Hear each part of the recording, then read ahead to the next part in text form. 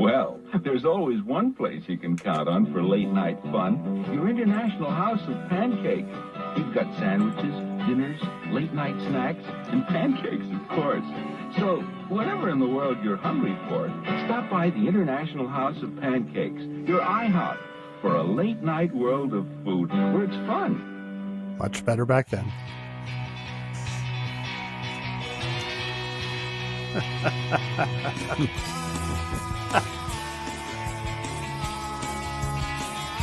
Oh, yeah.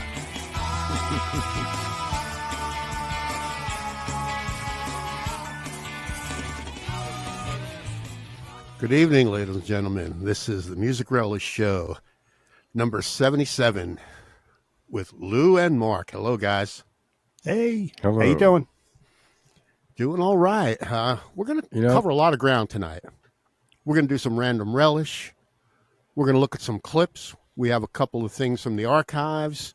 We have some original versions of songs. We have trivia. We have lots of things going on with the Music Relish Show. Cool. So why don't we start it off with some random relish topics? I'm going to get some pancakes first, okay? Yeah. You got the IHOP thing happening. What better place to spend your wedding night? Or your Can you prom get me than at Can you give me some Yeah. flapjacks, Lou? I want some And, flapjacks. they walk up to the restaurant and the guy flips the closed sign on. I'm like, really? A diner would never do that. Never. And neither would IHOP. What about random relish? Mark, do you have anything you I want to got go three in random things that topic are about? kind of like, I got three things for you here, kind of interesting. What have you got? Another artist selling their publishing and recording their life away. It's Queen. They've agreed to sell the recording, publishing, and other rights to Sony for a record-smashing $1.27 billion. What? Wow. So Sony will be able to use their name, likeness, rights, music, anything they want to do with it. All right. They So sold it all obviously they agreed with the estate of Freddie Mercury, right? Yeah. Yep. It's going to be Disney and Universal Music Group. Get ready for Disney to do screw Is up John the Queen Deacon legacy. still in the company? Yeah. Yeah. Business-wise, he's still a partner. That's the only Okay, time cool. they talk to him. Yeah, he's retired. Yep. Yeah. Because he's a sociopath, that's why. Hey, that picture of him. He looked like Sean Penn. And He what had a was cigarette. it's over $1 billion. So they sold everything. They sold Yeah. everything. The rights to Basically, everything. Disney can do whatever they want with Yeah. Disney. What I'm worried is Disney will look at some of those old Queen lyrics like "Get Down, Make Love" and say, we don't want anyone hearing that anymore." Yeah, You know, but I you don't have think to understand when they're using it for an advertisement, they can only they'll just use get down, you know, they don't have, you know what I mean? They take out little bits and pieces for advertisements. You've heard them all, right? We've heard this, right? Yep. So it surpasses the previous record as Bruce Springsteen with his $500 million deal. So this more than doubles that. Wow. So, and Sony earlier this year agreed to pay $600 million for half of Michael Jackson's publishing and recorded masters. So Sony's on a real tear here. How much material does Queen have? I don't know the number of albums, but the first album came out in 73 and the last album, well, there's been a compilation every year. So but there's well over 100 songs. Yeah. Oh, yeah. And then they had a couple albums after Freddie Mercury died. One with Paul Rodgers. I think they released material with this Adam Lambert. I think there's some original. I could be wrong. But the album with Paul Rodgers, that was a studio album? There was. It was Really? pretty bad. Really? Yeah. He fit in good with them. I thought he live just DVD. did some shows. Now he did tours, a couple He tours. actually with recorded with them? I just thought he toured with them. He did really good. I liked him with them because they changed for him. They didn't, they changed they did the songs he fit better with. The album he did with them, it was horrible. I played it once. But in my head, I could already hear in commercials, I want to ride my bicycle. Like, they're like selling bicycles with I'm just thinking Disney is going to do something. They're going to do a documentary or something, and I hope it's good. Sure, why not? Why not? It'll be on Disney Plus. You'll have to sign up for it, though, to see the doc, right? And it'll superimpose them playing with the Beach Boys. Yes. Yeah, cool. So now, are Brian May and Roger Taylor, do they ever continue as Queen now, or is it just... Yeah, they've just toured. They have Adam Lambert. They don't do big tours. They go out and they do a few shows. They do maybe 10 shows. But Adam Lambert is the guy, and I got to say, He's no Freddie Mercury, but he fits the part perfectly. Well, and he's flamboyant enough. He's a so, fantastic So singer. therefore, you know, I think they wanted a flamboyant lead singer, don't you think? Yeah. Well, tradition. So Paul Rogers was Who's more playing of this. bass? I can't remember the guy's name. He's been with them ever since John Deacon stopped playing with them. I can't remember. He was That's really speaking. when Deacon. Freddie Mercury was alive. He was like the backup keyboardist those last few tours when they actually got keyboards. Okay. So he's been with them. Cool. But Paul Wow, Rogers over $1 billion for the rights to their stuff. Yeah. When by the way, when Paul Rogers was with them, they just made themselves like a bluesy rock band. So with Adam Lambert, they went back to the glam and the But now pomposity. Sony. Go ahead. No, weren't Queen? Didn't you say they diminished in America greatly after? I mean, Hot Freddie Space. died in '91. So I get the impression from some of our conversations that Queen had some great selling records, but it wasn't a continuous. No. So does it really warrant that? Yeah. That Well, here's $1 what billion happened. is just for Weren't We they Will kind of Rock like You? a Rush in the sense that, you know, when they hit South America, man, you know, 80,000 people will come out to see them in South America. Well, Wasn't international record Queen sales. that kind of band like Rush was? Wasn't always that way in South America, but let me tell you that what happened with them was they were massively successful in America. Then Hot Space, where they dared to do something you had that fans mentioned that in didn't the want, past. Yeah. destroyed them. And who opened on that tour? Billy Squier, and he was going through that bad phase too. Double whammy, right Yeah, there. So they stopped touring in America. Wait, But what happened with Billy Squier? He played a pink guitar and he wore pink satin pajamas and did a video. But when they stopped touring in the U.S., they only got more popular in the rest of the world. And they're one of those few bands that they were fine without touring in the U.S. Mm-hmm. But something happened called Wayne's World. Time went by, and when Wayne's World used Bohemian Rhapsody, like, don't forget, for a period of time, Queen did not have any rights to their music in this country. I remember when I was working at CPI, I was told by some people, if you duplicate a greatest hit Queen hit CD or cassette, you can sell it. You won't get in trouble. They literally had no publishing rights in this country. Then Hollywood Records got their catalog, and smartly, you know, they got it back. But Wayne's World kind of got them back on the map. That's when Bohemian Rhapsody, for a second time, I became can number see that one. happening. I can see that happening because even the Beatles in the UK, they had Northern songs. But in the U.S., they had Macklin Music. It was a different company.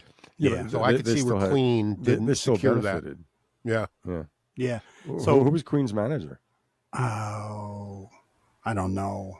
It was nobody like that did, you know, Paul McCartney or anything. Well, don't forget. Queen's or their early manager, Death on Two Legs. You suck my blood like a leech. You know, that was about their management. Yep. That was Freddie Mercury wrote that about their manager who was stealing their money. That was their working for MCA. Yeah, Yep. Exactly. But they weren't ballsy enough to put it on their first album. Like, Or that was their Sex Pistols EMI. I love those Skinner documentaries. Me too. But I'll say something.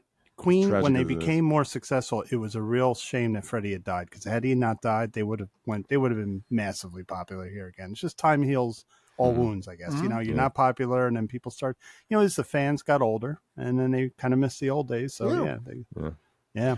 I watched the last video he did recently. You know, I've got the name of the song really, but it's kind of Days of Our something like These that. Are the Days. Live like your day. Yeah.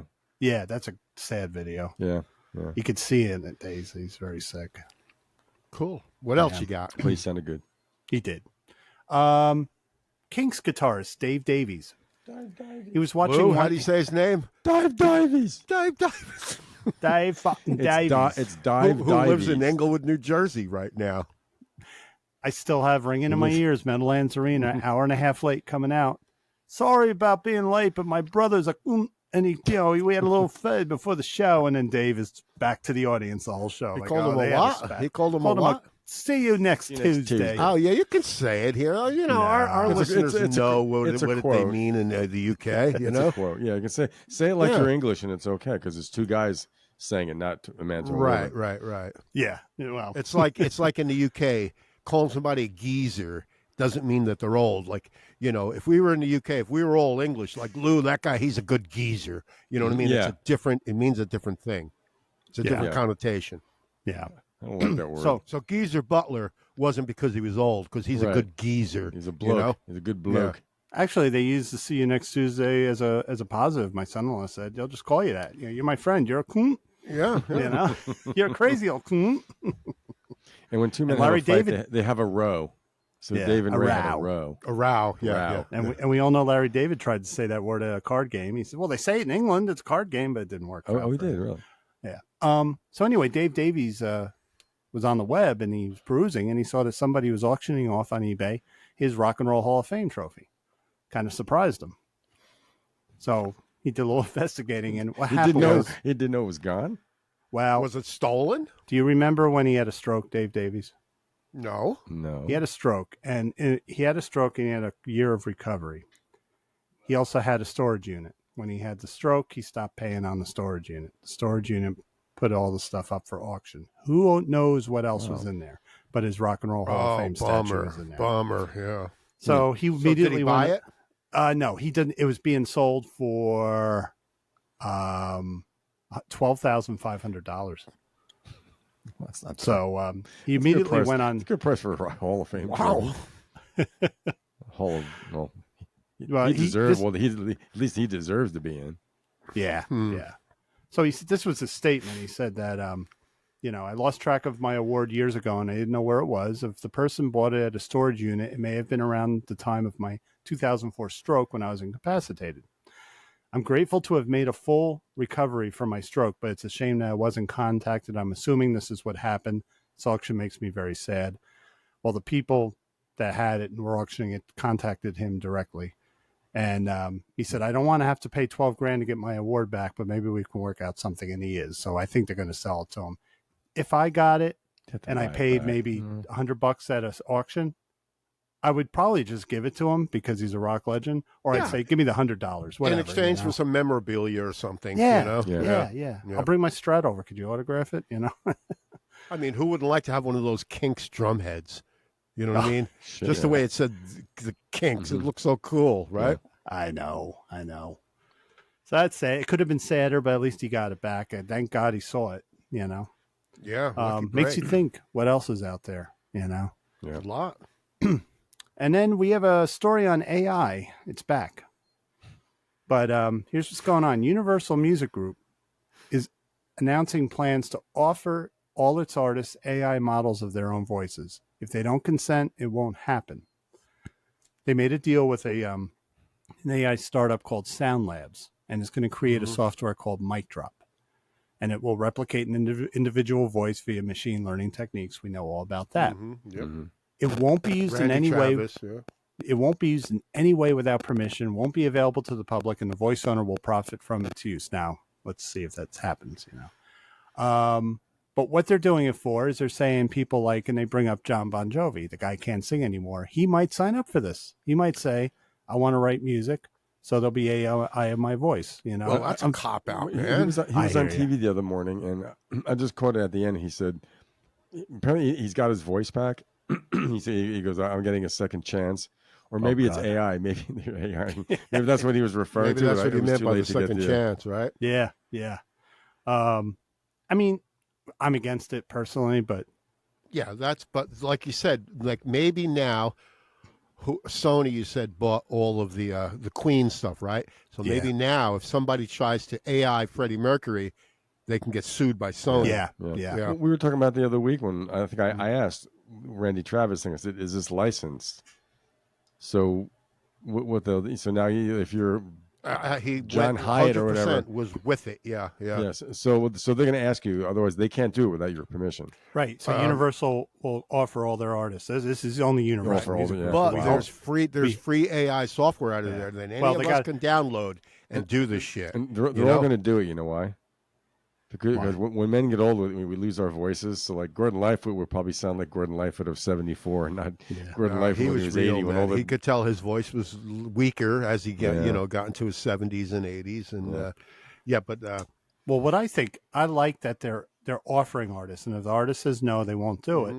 But I think you're right. I think what's happening is all these big music groups are going to do this. They're going to offer artists, and they're also going to have armies of lawyers. And I think you're right. You'll see if anyone tries to do like a Robert Plant song, they're going to get their ass sued. Giving shit about people who lip sync on stage, what's his name? Paul Stanley's not even with the microphone, but you hear his voice coming through the arena. I mean, that's what this AI stuff is. That's a fucking cop out, man. It's yeah. I know, particularly in that instance, But I guess if one of us, forbid, gets a condition in your voice, it was the Kennedy running for president. He's got a problem with like Robert Kennedy. Yeah, it's a condition he has. You think he would like to be able to speak and have it come out the way it did before. Yeah. I think that if artists are going to tour and utilize this, it's got to be made.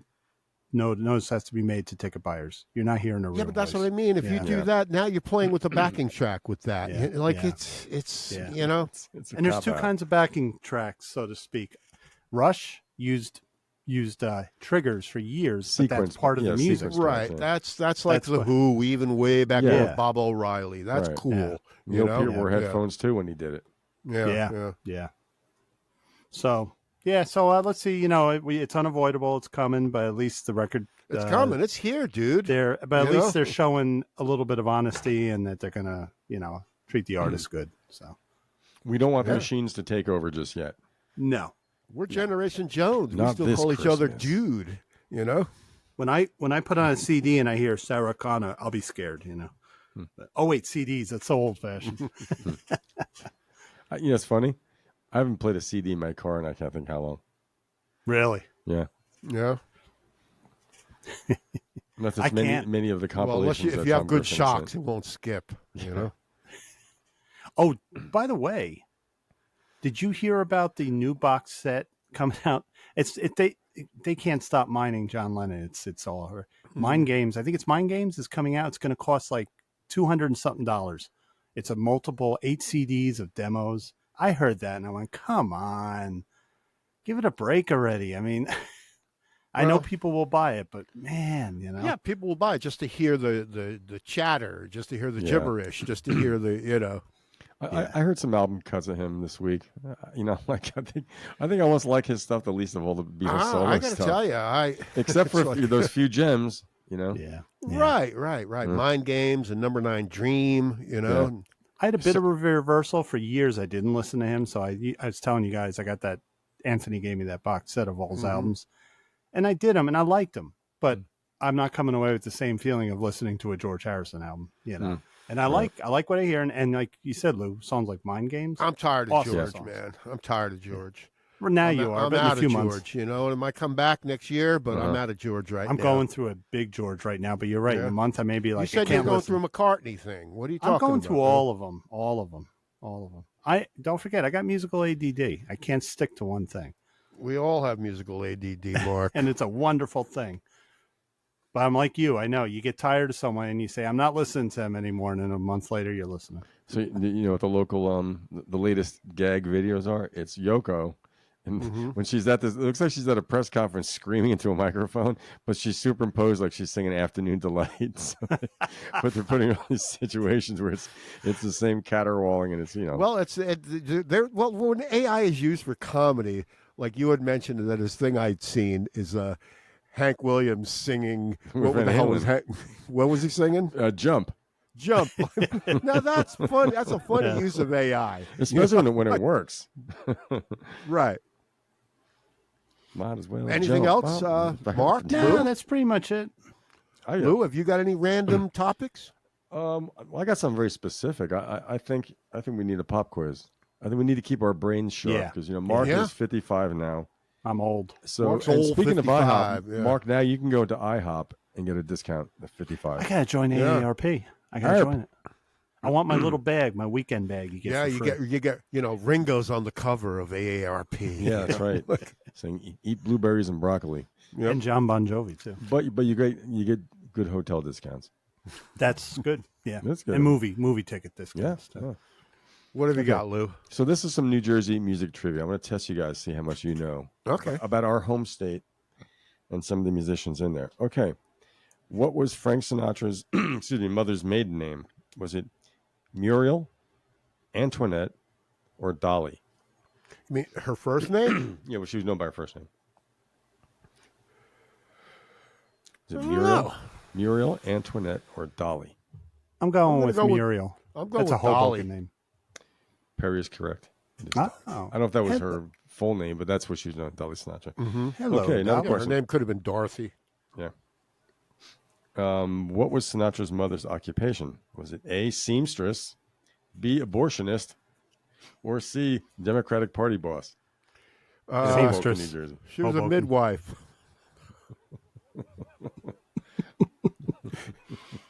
You have a whore living in your building.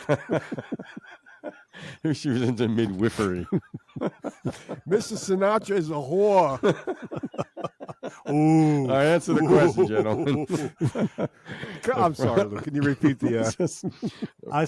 What was her occupation? Was it A, seamstress, B, abortionist, or C, Democratic Party boss? I think she was an abortionist. I'm going to go with mafioso. No, seamstress. The answer is both B and C. Perry was right. Yeah, but she was also a party boss. She had some power. Really? In Hoboken, and she was In known Hoboken? for Yeah. Hoboken. All right. That's fascinating. That was a trick question. Perry got it right. Yeah. I thought it was Lou's wacky sense of humor coming out again. Okay, so what was Frank Sinatra's father's occupation? His dad, was he A, longshoreman, B, a plumber, or C, a fireman? Well, being in Hoboken, I'm going to go with longshoreman. I'm going with plumbing. He was a fireman. Oh, wow. Marty Sinatra. Marty Sinatra was a fireman. He was a firefighter. Is the correct term. Yeah. Back then, it was a fireman. Fire department. Where's the fire? Mark. What? Where did you pull that out of? Was that I an old got it TV from commercial? I got it from my good friend Perry. It's an old TV. It's a TV commercial. Fire department. Where's the fire? No, that's an old Lou line. Lou used to say, like, that's where I heard in it. Westwood, you call up the fire department. Where's the fire? Yeah, It was an old TV commercial, I think. Oh, fire really? department. Where's the fire? It's probably from the NYFD. Fire department. Where's the fire? I grew up with. I grew up with if you could piss above this line, you could be a fireman in the bathrooms. Cool. Well, when we all worked at Andrews Liquors, every time we heard the fire thing go off, we're like, "Oh, they're tapping a new keg at the firehouse." Yeah. Okay, but they do a great job, firemen. Here's the firefighters. Yes, so what is Bruce Springsteen's middle name? Is it A, Frederick, B, Alan, or C, Michael? Frederick. Hey. Frederick. So Perry says Frederick. I'm going with Alan. The answer is I fear much danger in the fuselage, Frederick. Oh, I'm scoring, man. I'm scoring big time. Big time, Robbie. Big time. Yes. Big time, Bill. Big time. Big time, Robbie. Big time. I got a big booger, too. Okay. So what is or was Bruce Springsteen's mom's maiden name? Because he's half Italian. Mm-hmm. Is it A, Bianchi, B, Zerilli, or C, Florentino? I think I remember reading it was Florentino. I'm just making an educated guess, Florentino. You were both wrong. It's Zerilli. Wrong. Wrong. Oh, very wrong. Thanks, Perry. Last time I followed. Hey, who told you to follow me, man? Fire department. Fire department. Where's the fire? Okay.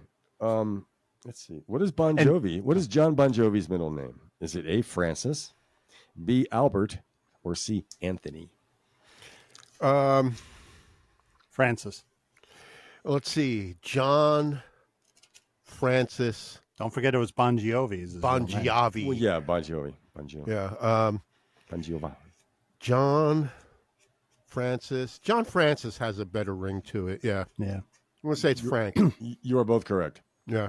Okay. And he got his voice back. Now, good for him. Good for you, Louie. You guys know the New Jersey band, the Smithereens. Of course. Of course. Yeah. What was the Smithereens' biggest hit? Was it A, Only a Memory, B, Top of the Pops, or C, A Girl Like You? It had to be A or C because Only a Memory, I'm going to say, because that was used in a movie. So I'm going to say Only a Memory. It was in a movie. Yeah. I'm going to go with C because I heard that more on the radio. So, Perry, you are right. Oh, Mark, when I was looking this up, I thought it would have been A Girl Like You. Yeah. And these were on rock charts. It didn't say anything Billboard Hot 100. Mm-hmm. But Top of the Pops was apparently a hit too. So they had some chart action on the rock tracks. Only Memory. I think that's from their second record, from Greenthorpe. 1027. That I couldn't tell you. 1027 WNEW was playing the shit out of them when that song came out. I had the first 3 CDs, and after that, I didn't like. That's why I didn't like their big rock ears, the Ed Stasium produced ones. Looking back, there's some catchy tunes. Yeah, sure. Producer can destroy it though. Yep. Okay. Now, question: what was the famous New York City club in the Village that the Smithereens were the last band to play at before it closed? Was it A, The Bottom Line, B, Kenny's Castaways, or C, The Bitter End? I would think they closed The Bitter End. I'm going to say Bottom Line. You were both wrong. It was Kenny's Castaways. Wrong. Wow. Very wrong. Wrong. I closed The Bottom Line. Fire department. Lou, this brings back a memory for me. Me and Perry, the year I helped him at the school, hot as balls. We were dehydrated. We were dizzy, and we're walking around. We're both doing it. We're just walking around mumbling, fire department. Yeah, sniffing polyurethane fumes. Hey, Perry, is it time to go to Flynn's yet? I'm hungry. Flynn's Deli in Westwood, New Jersey. And as I'm recoding, the gym floor, I'm like, maybe I should open the windows, huh? Remember that. Those little windows, teeny windows. My oil-based polyurethane and the lamb's wool cloth, right? Yeah, good memories. My dad would do the floor of the roller rink with a big squeegee thing, and it was important in the center. Lamb's wool. Oh my God! But one time he came home and he was whacked. He had the doors, windows open. It was just a big place. Yeah, that's the oil-based stuff. Yep. Okay, so we summer. Continue. Yeah. What 80s TV show was Blood and Roses, Smithereens? That was our first single. What 80s TV show was it played on? Was it A, 21 Jump Street, B, The Equalizer, or C, Miami Vice? I've never seen any of those shows, so I will go with the first one. 21 Jump Street? Yeah. With Johnny Depp? With Johnny Depp. I'm going to go with The Equalizer. With Edward Woodward, the original. They made movies. Yeah. I know. Those Denzel Washington movies are based on that TV show. Yeah. The Equalizer guy looked like my dad. Actually, it was used in an episode of Miami Vice. So you both are wrong. Wow, very wrong. Very wrong. That's surprising. They were wrong. They were very, very wrong. I was. Correct the window, Fonzie. Now, this was cool. I read when Pat Denizio, the lead singer-songwriter of the Smithereens, the late lead singer, died at 62. Young. He put an ad in a paper for a drummer. It was the Aquarian. Yeah, the Aquarian. It's just so simple. So simple. Yeah. Now it's just all this. You got to have a band mix profile, and you've got to have links to all your links and things, and all this. That was like America's NME, of nebulousness. What's that? That was like America's NME, New Music Express. Yeah. Well, no, the Aquarian though that became EC Rocker. That was local, fairly local. Right. That's what I mean. Yeah. That was like our version of the New Musical Express. And when you're looking for band member, you're looking for a guitar player, you put in an NME in the UK. Right. Something else has changed with all that too. I follow a Facebook group called Cover Band Central. John got me into it, and it's the grapes, And someone did bring it to light that it used to be when you applied, like when you put an ad and said we need a guitarist. Guitarists came out and said I want the job. They try. Now they come out and they judge you. And if you're not good enough for the guy, and they were kind of complaining about that. They're like, we're offering a gig. If but the dichotomy has changed. Yeah. Hello. And hack cover music. Yeah. What the hell, right? Yeah. Shoegazers. Dichotomy. Shoegazers. I like shoegaze music. Yeah. Yeah, man. Yeah. Yeah, man.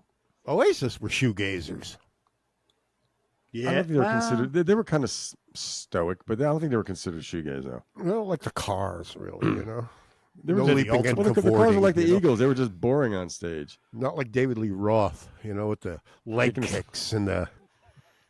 Do you guys remember that? Remember that video I sent you guys? It was some guy doing the David Lee Roth, like going through the drive-up window at McDonald's. Yes, he's doing the kicks outside there at the McDonald's. You know what I got suggested the other day? Did you ever see this one where like this guy and his wife and his kids, they pull up to like say Starbucks, you know, and he does Sling Blade. He goes, "How much you want for him?" You know, he goes, "You got any of them French fried potatoes?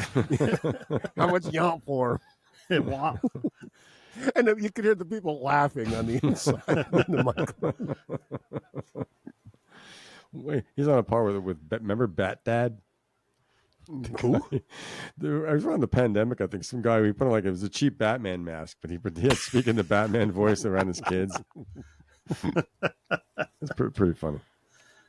I would like be Batman with his cat, you know. I remember that now. I remember that. Yeah. Bat Dad, Bat That was Dad. pandemic humor. Yeah. Hey. You know what the pandemic gave us? Just aside, some artists Insanity. gave us great Insanity. free offerings of them playing their music at home. Some of these artists gave it. Yeah. We had a once in a lifetime. They had nothing to do. My thing was Randy Jackson, Zebra Alert. Every day at 1:00, this guy would do a 2-hour show for everybody because people were stuck home, you know? Yeah. No, it's not employees to cult. Well, it'll have I to had a known. just replace Zebra as the, you know. Oh, but think about it. The guy, nobody does a 2-hour show normally, you know? Yeah. So it's like, but there were a lot of artists doing that, and I really liked it. Roger Waters did his live from the studio. The guys were doing their TV shows from their basements. I mean, that's just what people did, you know? You know what I did? What? I went on Jam Kazam. It's known for what do they call that, delay? Where are these recordings? Latency. They're known for the latency. There were no recordings of this. I was just jamming with people either in other countries or locally. If it worked, it worked. If it didn't, it didn't. They never sent you a copy of the recording? Oh no, you can't record it. I would, it was a free membership. You just jump on. It was just to play with the people. You wouldn't want to record this stuff because it wasn't. It really wasn't what you think it would have been. It could have been any kind of thing. One time I jumped on an Americana thing, it worked. One time I jammed with a guy in Belgium on piano, and that seemed to work. You know, cool. but until you start to play jazz. I have jazz cred, Mark. You do? I have jazz cred now. I always knew you had jazz cred. You swing. I've heard swing. you. You swing. Swing, man. Yeah. You ain't no ham-fisted Max. Anything else happening? Bad. Yeah, I got something. I got more. Got any Blue Oyster Cult news? Well, actually, no, there's some Blue Oyster Cult news. There was an interview Sot Mitter sent me of Albert and Joe Bouchard talking about their reasons for leaving Blue Oyster Cult. Well, Albert got fired, I thought. He got fired, but he had erratic behavior. But he wasn't owning up to everything. But the thing was, he had a wife, he had a girlfriend, you know, and the guys and the drugs. Were like, he admitted he was doing a lot of drugs. You know. I had a tour book from '81. You could see he was not well, but he did some. But he's amazing though. He still plays with them once in a while. Oh yeah, they're all friendly. Well, that's really a common tell, isn't it? Yeah, I mean, you know, really nothing out of the ordinary for most bands. But right? the thing is, they tried to reunite in '85, and so there's something between him and Buck Dharma. But anyway, but Joe Bouchard, the bass player, is a guitar player. He goes, yeah, after 15 years, he goes, I want to just play guitar and do other things. Real simple, no animosity. Yeah, you know, and we went off the tracks. Cool. Yeah. But you know, you guys mentioned that REM CBS interview. REM alert. Yeah, REM you saw it, huh? I did. You saw the long did. form 40-minute video. A 40-minute video, and it was great. The I don't know who the interviewer was, but he did a great job. It was CBS. the guy. Yeah, he was a really good interviewer. Really good. Yeah, and he knew his shit too. He actually he did. A well, fan that's the whole of thing. REM. Yeah. I like he asked some pretty direct questions, and there were times he was even challenging. Yep. But each band member has unique perspective. Mike Mills, I didn't realize, is like the spokesman for the band in a lot of ways. He and Michael Sipar. Yeah, they did, like, you know, you see them with all the, you know, the 25-year Monster thing, the 25-year Automatic for the People. They're always the ones that hit the radio stations. Yeah. But it made me a little nostalgic. So I went. I said it last week, and I say it again. That CBS morning show, when they interview a musician, they have the right interviewers. They're not dumb. They're coming from a musical side, and I really like that. Yeah. Whoever they interview, And it was, like I said, it was cool to see that the rehearsal room. Yeah. Not a big place. So I was curious about some REM albums and how they're ranked, or like, how people think in the best to worst. Who's ranking them? Well, this was from Spin Magazine. Spin Magazine. So I don't know if it was. I think overall it's either fans or it's a compilation. These things usually are, wasn't the others. So there's 17 albums. So we go from 17 to 1. The least liked one is one Around the Sun. It's yours, Lou, right? It's an uninspired record. Even the cover of it, if you look at it, it's like they're like three ghostly silhouettes. It almost doesn't even look like. It's almost like they were fading away. But you'll recall about a year ago on the show, I said I want to start listening to more, and you said, right, just don't listen to Around the Sun. On Rick Beato, Mike Mills said it had really good songs. They just never got them fleshed out right in the studio. Yeah, well, they said the end performances. Was near. It was it's post Bill Berry, which it was not an easy time for them. I think this record came out after. This one came out after Reveal. Anyway, then the 16 with Dead Letter Office. They're not saying it's a bad record, but they're just saying. B-sides, right? Yeah, IRS. Sort of a compilation. It is a compilation, but it's a charming thing for the the real REM fans. It's not going to change your world, but there's elements of them that you didn't see before. There's some funny stuff. Some of those instrumentals are great. One of them end up in a movie. So the 15th least favorite they say is Reveal. I disagree. I disagree too. I disagree. I love Reveal. I do too. I think it's a terrific record. Yeah, I think all the songs are good. I think it sounded fresh. They were saying it was more like Retread or like Past Glories, and I don't think so. No, I don't think so either. Yeah, I think it's a very beachy record. Very beachy, very summery. Yeah. That's what they said, and I've told you guys in the past. It reminds me of K.D. Lang's Invincible Summer. Really, with a lot of the keyboard effects and a lot of the drum machines, and and but also a lot of drums, and I think just the overall playing was great. But that's what they say. Yeah. Was All the Way to Reno on that album? Yes, I think so. Yeah, that song is one of my favorite songs. Perry, you burned me a copy of that album. Classic art. And I did, because I have a burned copy also. Yeah, me too. So number 14 was Chronic Town. Their great EP. Great EP. Yeah. Every song is great on Chronic Town. Every song is great. And like I said, I think, because the overall opinion is that their body of work is really very good. So when they say that, so this is number 14. Yeah. Doesn't mean according to one source. Yeah. It's not like the Marvel Disney movies where, like, in the last half of their career, like 7 of them are considered terrible.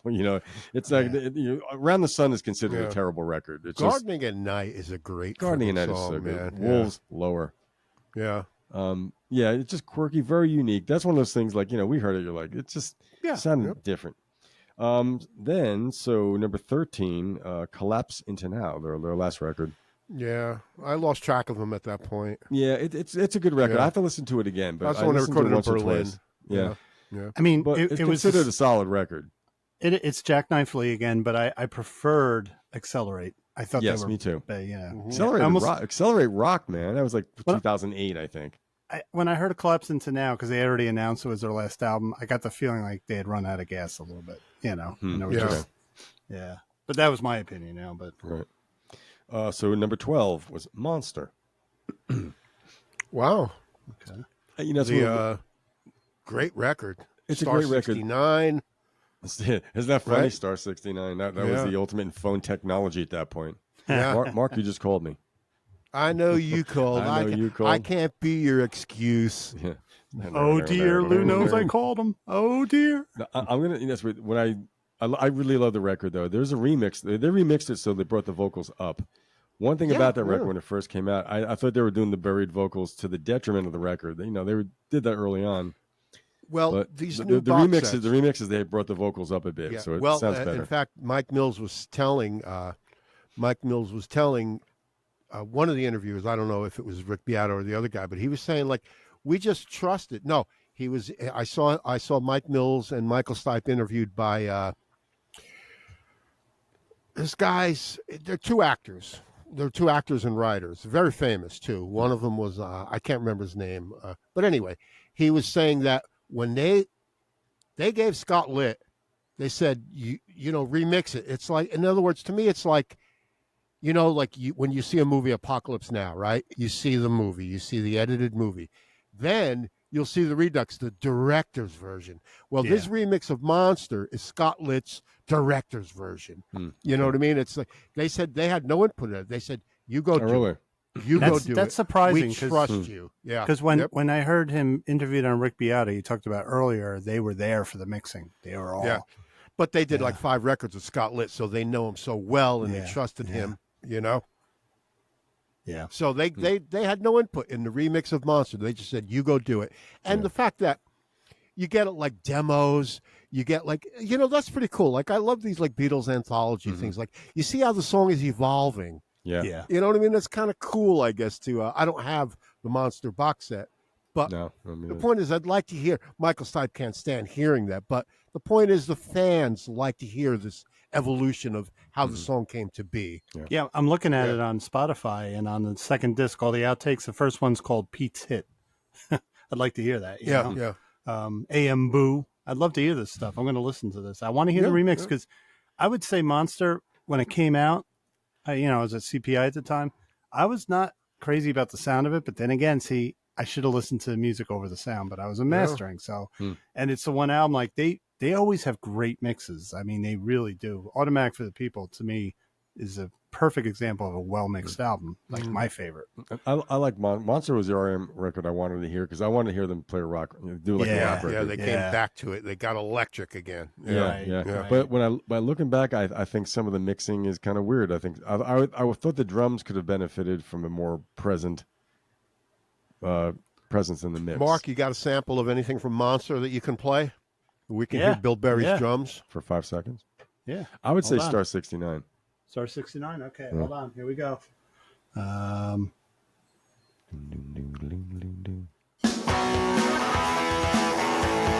love this song. I love that.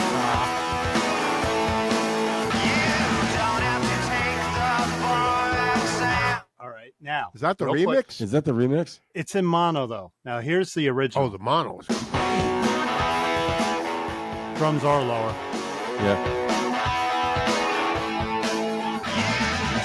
They sounded They flat. just gave Scott Litt, you do what you do. They had no input. They just said, we trust you. You go do it. Yeah. I do, and I agree with what he did in that case. I thought that song in particular, I said the drums. I thought they were weak. Yeah. Because I don't think they were a mixture of it. But if you listen to like the first one you did, Mark, you can hear the kick drum, what he's doing in there. Yeah. I think when Scott mixed it, he said, REM's rock is back. The guitars are back, and that was the primary focus of his mix. But he might not have mixed the original Monster. I don't know who mixed. You know what I mean? So Bob Khalibi. He was the producer. Oh, Scott Litt mixed the remix. Okay, I'm sorry. Right. I don't know who mixed the original. Okay, yeah. Greg Khalibi. No, who knows? Oh yeah, you see his name everywhere. You do, don't you? Sterling Sound. Yeah. Okay, so. Yeah, where are we, Lou? All right, so now the number 11 out of the 17, the 11th best record is Accelerate from 2008. There you go. Everybody here comes from somewhere. Odious. What's that line even? Odious Deceit? Yep. Who can hell? That's like up there with Africa. Great sounding record, man. Who can put Kalahari in a song and rhyme it, and who could put Odious Conceit and rhyme it? How great does the bass guitar sound on that record? Oh, you mean I think he was playing a Fender P or something at that point. Yeah. Where am we? I'm having tech issues here. I hear that. It sounds like someone's phone is right next to a wire. Yeah. Is anyone's phone right next to it? Yeah, I hear going like... I got it. Okay, cool. Could it be you? I don't know. I'll put mine away. All right, so Accelerate. So, Perry, you were saying you like the bass on that record. Love the bass on that record. I didn't think you had that record. Accelerate? Yeah. Yeah. Me and Perry bought it. I don't have it on CD, but I access it on my phone. Okay. Yeah. I remember when I bought it, and me and Perry, remember we were talking about it. By the way, it sounds killer, man. Oh, yeah. All right, number 10, Green. Wow. That's what's on Green? Orange Crush. Stand, Orange Crush, Pop Song 89, The Wrong Child, World Leader Pretend. It's got the song Bill Berry refused to play on at the end because he said he couldn't play that stupid for that long. Untitled. It's that Untitled, yeah. That's a great record, man. It is. And to me, that was my first disappointing REM record because when that was their first Warner Brothers, right? It was the first Warner Brothers, first major label. It was the sound. I love the sound of Document. It was just big and loud and cranky. Yeah, it was Document was so in your face, which Document was kind of like they sounded when they worked with Warren Zevon on Sentimental Hygiene. Yeah, pretty much. It was a big sound. Right? Yeah, the drums had a big natural sound, but it was a big sound. But looking back, Turn You Inside Out, songs like that on Green, that could have been like a Stevie Nicks song. That sounds like Stevie Nicks to me. She could have sung Patti that. Smith too. Yeah. Maybe more likely. Yeah. Yeah. But in retrospect, even some of the sadder songs, there's always something in there you may not be crazy about, but it's a good record. I've warmed up to that. Get Up. That's another one on that. I love that song. I love that car. That's one of my go-to REM songs is Get Up. Is it really? I love the sound of the guitar on that song. Yes. Yeah, I do too. Too. He does a little Andy Gill, like, Gang of Four sort of. Yeah. Right. So the number 9 record was Up, the first record post Bilberry. That's to me that's up there near there with Is that the one with all the drum machines? Where they it's got Lotus was I think the big single from that. Yep. They had to do something different, but it's sure. Bill Berry said that's their best record, but I think he's change of direction. Yeah. Change of direction. Okay, number 8, Out of Time. That's a kind of a divisive record. Some fans like it, some don't. I do. All the Fairweather fans came aboard, but I re-listened to it. Losing My Religion might have been a lot of people's first REM song. So Out of Time might have been their first record. Yeah, I listened to it last week at work. I just gave it, and it's better than I remember. Like I forgot about all the other songs, and it's a good album. Well, I remember. Low is a great song.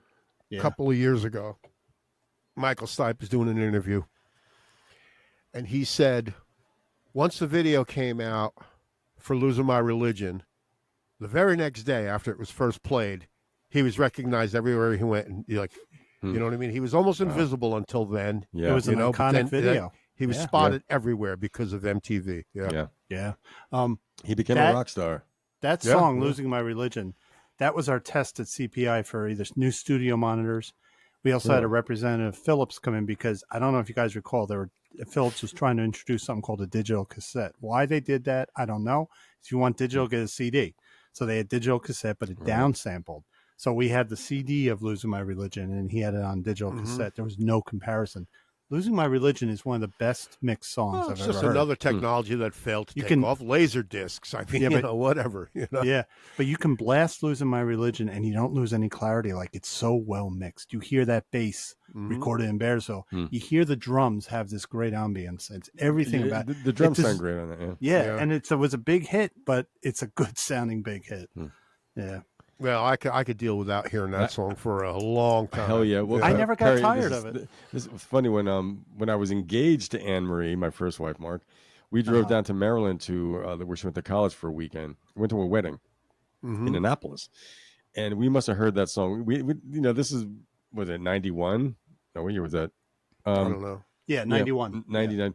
We must have heard that song 50 times on the drive from there and back. Just various radio stations. It was all over the place. Now, let me ask you something, you two guys that were fans before this album. Did it kind of piss you off? Like everybody's listening to REM now. No, Didn't piss you off? Okay. I don't own them. I don't own them. But in fact, that's where I started losing track with them. Probably at that point when they got worldwide. Actually, it's funny because after Monster, I was real pick and choose. Yeah. But that was a record I did buy. When I did buy it, I was like, okay, this is different. Same thing with Wilco. It's like there's Wilco records I love. There's Wilco records like whatever, man. I listened at a time a couple months ago, and I forgot some of the songs that Kay Pearson's not on every song either. There's a real pop on it, but there's some really good, dark, moody songs on that. Sure. Yeah. Yep. Yeah. So Out of Time, number 7 record, Fables of the Reconstruction. Wow, that's the one from England. That's when they recorded in England. That's their third. That's the tertiary record. Joe Boyd, producer. Yeah, Mike Mills said they had a horrible time over there with the weather, and they just hated recording that record. Yeah, and the band sounds was going, like it too. Yeah, so that's the first REM record I ever had. And it's got a special place for me. I think it's a great record. I think all the records are really good in their own way. You had it on Gazette, I remember. Huh. Yeah, because I think I'd heard a couple songs before that. South Central Rain I'd heard on the radio, but Can't Get There From Here almost sounded to me. I said, "Oh, REM." I was thinking REM got a hit. Yeah, and that's a quirky little song. That's a weird song. Lou, do you remember U68, the UHF channel that showed videos? Yes. They played the shit out of Can't Get There From Here. That's how I knew that song. That song, and there's another song of theirs. That's how I knew REM early on. I was like, whoa, they're good. The video was quirky. I liked it. Yeah, yep. Cool. I happen to like that record. It's fun, even though it was recorded in England. It's a very southern record. You know, a lot of weird Maps characters. and Legends. I like. Yeah, Wendell G might be the clunker on the album, but it's bound to be. It's a very charming song. Okay, so number 6 was Document. Wow, the one that broke him. Big record, yeah. Big record, yeah. And there's some quirky songs on that too. That's a biggie. Number 5, I kind of like hearing this. New Adventures in Hi-Fi. Yeah. You know, we talked about that. Yeah. It's a divisive record in a lot of ways, but it's kind of Drive on it. No, that was on For the People. Yeah, Ebo the Letter was like the studio single from from that. Patti Smith is on that record. Yeah, on that song, in fact. I'll be right back. Yeah, Patti Smith's on Ebo the Letter. That's right. So the fourth one. Let's see. The fourth best according to Spin Magazine is Life's Rich Pageant, which is a great record. Yeah, that's up at the top. And Mark's got New Adventures in Hi-Fi. Mark's holding up the LP. New Adventures in Wi-Fi. The vinyl, New Adventures in Wi-Fi. In Bluetooth. Thanks to Anthony. Bluetooth. It's on two discs. It's got a couple of my favorite songs. I love How the West Was Won and Where It Got Us. Yeah. It's spaghetti western. Did you? So you had your plugs in, right, Mark? No. When I walked out, I didn't. Okay, so after New Adventures in Hi-Fi, the fourth best is according to Spin is Life's Rich Pageant. That's got Fall on Me. That was when Don Gaiman produced that, didn't he, Perry? That's the. I think they went with Don Gaiman at that point. John Mellencamp's producer. Yeah. So did they record in Bloomington, Indiana at the I mall? think they may have recorded a little bit, one track or two over there. Yeah. Okay. So the number 3 record, Reckoning, the second record. Yeah. That's myself and Sot Mitter. Love that record. Yeah. Well, I listened to it today. I listened to the deluxe edition. It's got some live tracks, and it's funny. I mean, I love the record. I always say I just don't like the sound of it so much, but the songs are so strong. It's a really great record. Well, they recorded it in Charlotte. Did they? Or you think they? Yeah, like Reflection Sound in Charlotte. Okay. Yeah, and it was Mitch Easter though. Yeah. Still, but I mean, who would open a record with Harbor Coat? Yeah. Nobody would put Harbor Coat as the opening first track. They would go with the hit. Pretty Persuasion, if that were South Central. Right. But so they did things the way they did it, and that nobody's telling them what to do. To me, Harbor Coat is a great opening track. Yeah. Oh yeah. Didn't bother me a bit. Right. Also, throughout the whole record though, Bill Berry played great. The drumming on this record is really fantastic. Yeah. On songs like Time After Time. Yeah. Mark, are you familiar with Reckoning? The second? No, not really. Okay. This is going to be my next phase, is getting into that initial phase. Stuff. Have you heard Murmur, the first record? Parts of it. Okay. Reckoning's the second record. It's not as studio. The first record's not slick, but it's very raw, like a live sound. They had their second album, Slump, or whatever you want to call it. Yeah. They had a hit off the second record. Ooh. That's they were on the David Letterman show, so they really. I like it. That's one of my favorite records by them. Right. They never made a misstep, even after the Bill Berry years and stuff. They did everything that was right. They did what they wanted to do. Yeah. So you can, you know what I mean? Right. Any other magazine can say whatever they want. Doesn't matter to them. Well, it's fun thing they said, like, unlike the Replacements and Husker Du, when they went with a major label, it goes, they did it right. They said, the Replacements struggled. Their first one on Warner Brothers was probably their last one. Yeah. And Husker Du too, they just couldn't do that. But REM, Husker Du, I mean, the drums just sounded horrible on Husker Du records. They were just, it was just mud. Mushy mud, there was a difference. It's not like there was delay on them half the time. Talk about lo-fi, man. I know. Like Roy Thomas. At least REM, the producers, the producers and the engineers that they got, wow, this is good. They sound real. when that's one thing I had a hard time warming up to Grant Hart as a drummer. Although I love Husker Du, I love the songs. You know, I just there's something about it that just didn't hit with me. You know, which is when Bob Mould went solo with Sugar. Like I said, I can relate to that drummer. I think the way that, it's real simple drumming. I think I had one drum fill too. But so the number 2 record, Automatic for the People. Yeah. Wow. And yes, I warmed up to it today. I listened to it today, and it's a beautiful record. Yeah. It's a great recording too. That's what turned me on to it. Good, the recording, the sound, Okay. And I didn't like Drive as a single, but it's a great song. John Paul Jones did the strings on that. Night Swimming. Yeah, Night Swimming. Yeah. I got to be in the right frame of mind to hear that. You know what I mean? Yeah. Perry, today was one of those days. I said, this is a really, it's a really pretty record, really well recorded. The song, a really good songwriting. The Man on the Moon, great song. Yeah. So the number 1 record, according to Spin Magazine, is the debut record from them, Murmur. Red Rum. Yeah, Murmur. Which is a great record. Yeah. I agree. I agree with that one. Yeah.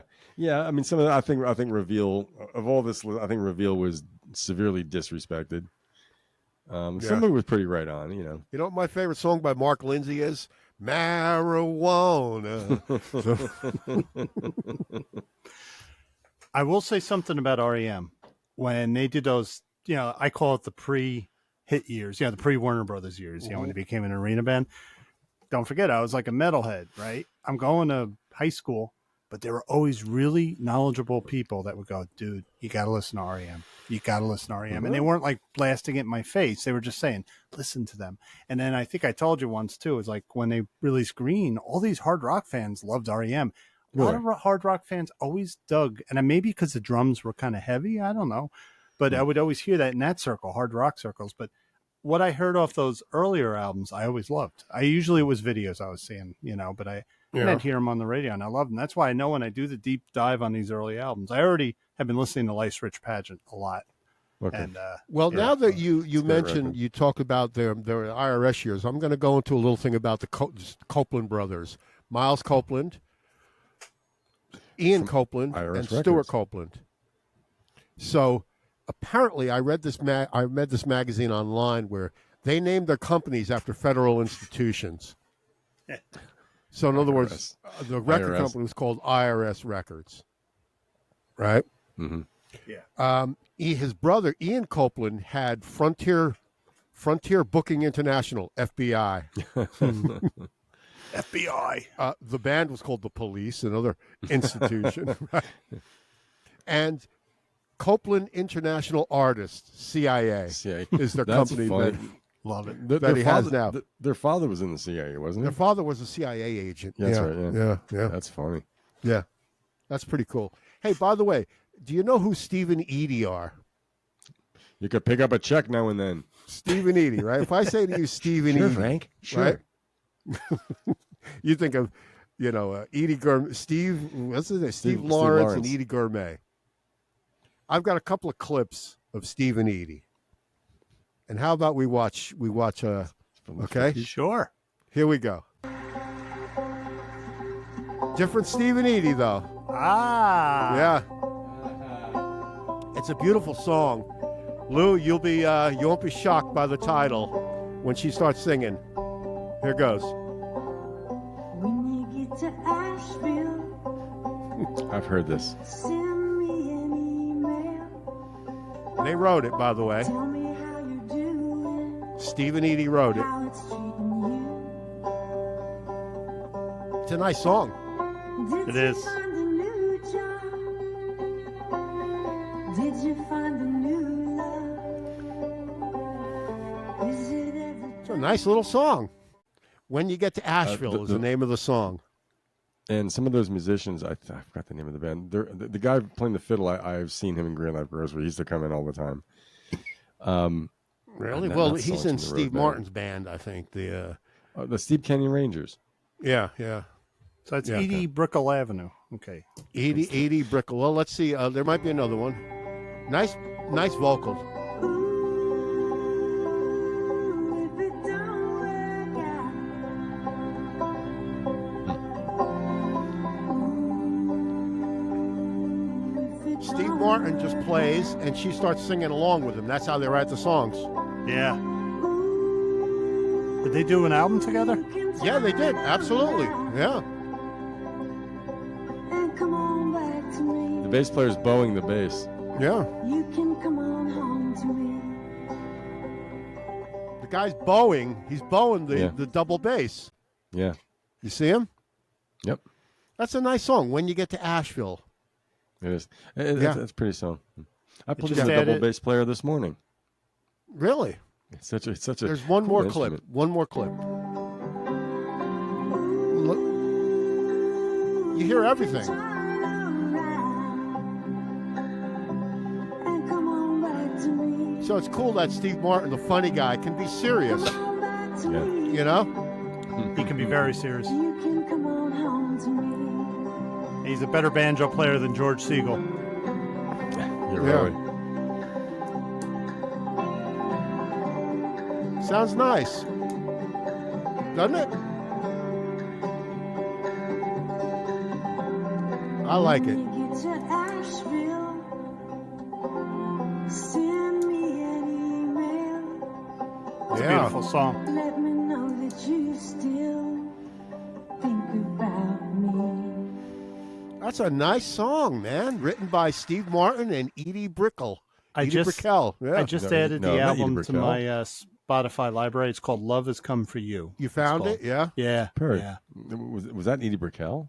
Yeah. That was Edie Brickell. And I she thought you said it wrote was this. Edie Rose. Who? I thought you said Edie Rose. No, I said Edie Brickell. Okay.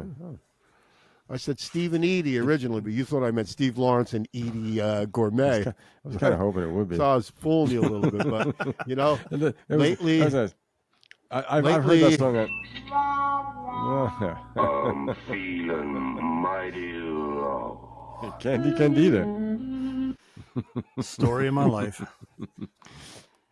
yeah, that was pretty cool. Steve, That was cool. Steve Martin and Edie Brickell. Yep. Lou, just type Steve Martin and Edie Brickell into Spotify. It'll come up, the album. Okay. Yeah. I think he plays with the Steep Canyon Rangers, so Yeah, that's why yeah. I recognize Yeah. the fiddle player.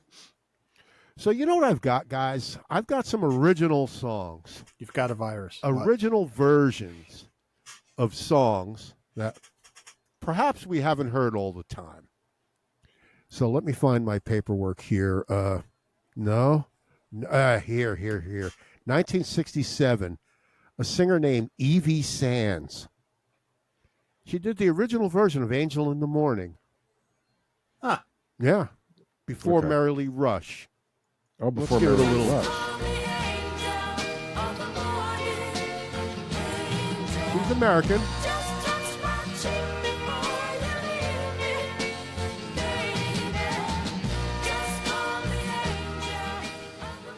Different than the hit. You know what I mean? Like the ones we know are the hits from the radio, right? That could But have these been are a hit, too. original versions of them. Right. I remember there was a Lee Merriweather. What was her name? Merrily what? Merrily Rush. Merrily Rush. I think Yeah. that was the first one, right? They're like 68. Well, this one you played This was was 67. 67. Yeah. So the one that was done by the other person that was the Merrily Rush. That was Merrily the hit. Rush. that was the hit that we knew. Yeah. That we knew. And then This could have been regional. You know what I mean? Yeah, a lot right. of these are regional hits, but then it becomes a national hit by Yeah. someone else. Yeah. Wait, Now, Rush didn't Juice Angel- Newton cover that too, or was that another country singer Yeah, in the she- A modern lot era? of people have covered that song. Yeah, Juice yeah. Newton had her big hit with that song. That was like her She one did. big hit. Yeah. Okay. Yeah. No, Juice Newton had a couple of hits with MTV. Anyway, Do we know who wrote it? Marvin Rainwater. No. It's a very Native American name, I Yeah. guess, right? But Sounds like it. this is from 1959. 1959. Wait, no, I'll tell you. This is another song. He didn't write "Angel in the Morning." No, this This is a different. This is a different It's a song. Different song. This is Indian Reservation from 1959. All the beads we made by hand are nowadays made in Japan. Completely different. Wow. Well, his name is Marvin Rainwater, so I assume he might be part Native American, right? He's not like Buffy St. Marie posing himself as one, right? But the version we know, of course, is by Paul Revere and the Raiders, right? They were just called the Raiders then. All right, but that was 1971, the Raiders. They copied the version that Don Farden, a UK singer, did in 1968. And you'll see the similarities between this version and the Raiders. Cherokee people. This is kind of what they took, yeah. So proud you lived. So proud you died. Overproduced. That's from the UK. That was from the UK. Are you going to play the other of the Raiders? No, I am not. What's kind of weird about the last version, on the one by the Raiders, it's Hal Blaine on drums, but he does the big tom-tom rolls. Yeah. That guy, the English guy, if that's an English drummer, he's doing it on the bass drum.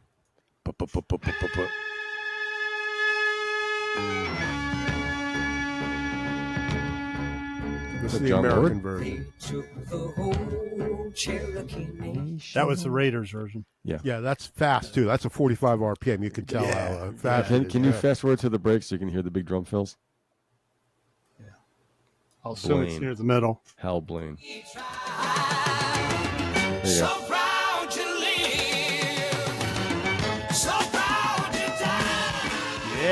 go. Yeah. The man. Now, Lady Marmalade. It's Marmalade. When I say Lady Marmalade, do you think of LaBelle, right? Yeah. I think of Toast. Do you think of a group called the 11th Hour? No. Okay. Ah. It was a disco. It was a disco song. This is kind of good. Yeah. She said, "Hello, hey Joe, you wanna give it a go and get you. Yeah. Now the guy, Bob Crew wrote the song with the other guy. Right. The guy that he wrote the song with was in that band, the 11th Hour. Okay. And he wrote it for, but of course it became a national hit with LaBelle, Patti LaBelle. Did the guy from that band go into LaBelle? Or no? We don't. No. He had his disco group, the 11th Hour. Bands break up. Yeah. Now, does the first one say gitchy, ya? I'm not sure what the French phrase Nova is. Scotia locks. You could look it up. Nova Scotia locks. Nova Scotia and locks. cream cheese. All kind of Give a schmear, mama. But I have an interesting song. The guy's name is Kai Winding or Kai Winding. He's Danish. I've heard that name. He was born in Denmark, and he's a jazz trombonist. And they did the first version of hear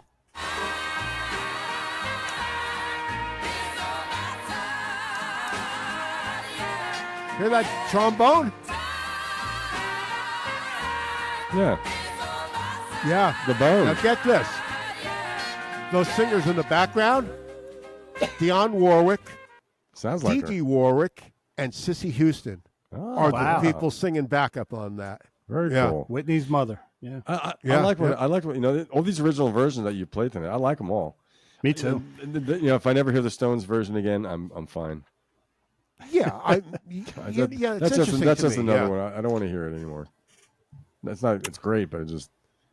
But I have a trivia question. All right, and while I'm in the mood, this is not really a trivia question, but this song that everybody in the world probably knows. Right? Modern English. That peaked at number 78 on the American charts. 78. Never peaked higher than 78.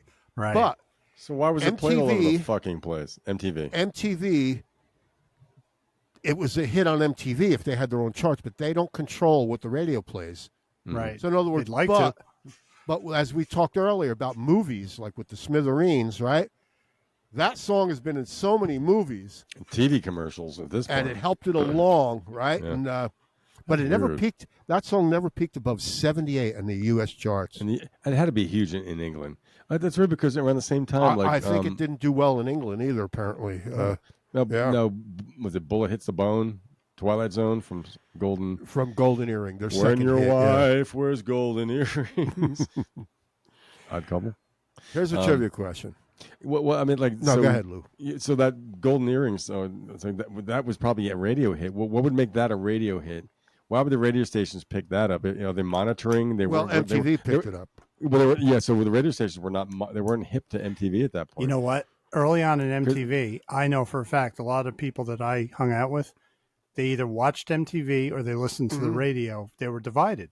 So there were radio listeners. A lot of people that came of age with MTV just said the radio was but a boring decade 'cause they wanted to earlier watch. on rock radio, Radar Love was a hit on every single rock radio station. So we have another one from Golden Earring. Of course they're going to play it, Yeah. right? Most lame song, though.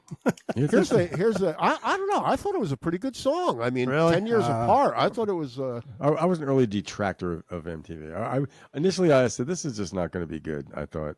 I did too. I gave up on MTV after 2 like years. videos. Yeah. I mean, I like those Beatle art films they made for like Those are Strawberry Fields, promotional whatever. films. They're not promotional videos. films. Yeah. Once these things were stories, except for the Loverboy video for Hot Girls in Love. And Rock Me Tonight from Billy Squire. I know you loved it. All right, sure. All right. What was the first Guilty. Beatle album released on Apple Records? A what? What was the first Beatle album released on Apple Records? The White Album. White Album. Wrong. The album's called The Beatles. Technicality call. Okay. Wrong. All right, wrong. You knew we were going to get We don't that. get the money, do we? Very wrong. It's called the Beatles. Wait. Speaking of REM, we were Colloquially, talking about REM Beatle. before. I forgot to do this. REM alert. Bill Berry REM. breaking down REM a alert. little bit. I'm Hang gonna on. start crying. You okay? Yeah. They asked him if the interviewer asked him if he had any regrets, and he said, Yeah. "Of course I do." Yeah. That was a weird time for me. I bet. And I made it weird for these guys, too. No, it wasn't weird. We respected your decision 100%. Yeah, because we're all sitting here friends again. Yeah. Still. But it was hard. I was going through a tough time. Yeah. Well, you had some major health issues that you That had guy's a to good interviewer, man. I'm not going to use that as an excuse. You're not. No. What would you attribute it to? Maybe it reduced, maybe that thing in Switzerland, brain aneurysm. Yeah, because he said he was a hyperactive guy. He was always hyperactive. But after that, the successful operation, he said his energy was gone. Yeah. So I like he what was young. He was young then. I mean, there was early 90s, man. I like what Mike Mills said on Rick Beato about how when he didn't like him, he knew him in school or something, and he went, "Oh, this guy, I don't want it." It was funny, And they ended up being tight, Yeah. Oh, by the way, David Lee Roth at Asshole. the US Festival. Talk about a jerk. Talk about a jerk. He's not hurt by you saying that. No. I got 2 clips of David Lee Roth at the US Festival, and this is what a douche the guy is or was. Wait. Just say what you feel now. Look. There's the bottle of Jack. Iced tea. Yeah. Watch what he says, though. I want to take this time to say that this is real whiskey here. Which means They're it's dead. not. The only people who put iced tea in Jack Daniels bottles is the Clash, baby! They could drink him This under is the guy- motherfucking table. This is the guy who hikes mountains, who's Wow. always surfing, who's Yeah. always doing Roller everything. skating. He's just guzzling friggin' Jack. Yeah. You and know? not slurring. He's not There's hammered. one thing. Yeah. The reason I know he's lying is David did want to put on a show. It was all about the show over the music. So if he's concerned about putting on a show, he's not going to get drunk because he wants to put on a show. Watch, you don't know because watch this one. He forgot the words. Yeah. Right? So here go. Watch this one. I forgot the fucking word. I remember that. So let me do a kick because I forgot the words. But watch what he does to the audience. Explosive, but Roth was unstable, with Dave occasionally weaving and distracted. Well, maybe he was drunk at this one. Hey, My brother saw him drunk. Squirting water at me. I'm gonna fuck your girlfriend, pal. Oh my God! What a jerk, man! You know? What a jerk! I think I said to you, Lou, a few weeks ago. I tried to. For me, the holy grail was to see live Van Halen with David Lee Roth. When I finally saw it I hated it because he does that. He comes out, he has the audience sing half the songs. He's talking. It's not fun. It's not good. I forgot the fucking word, so he does a karate kick. I can do that. Yeah. Well, we never can do that. Yeah. I well, passed now up if he did it now, he'd have blood in his shorts. You know? Oh. Give yourself a rim shot. Mysterioso black liquid. There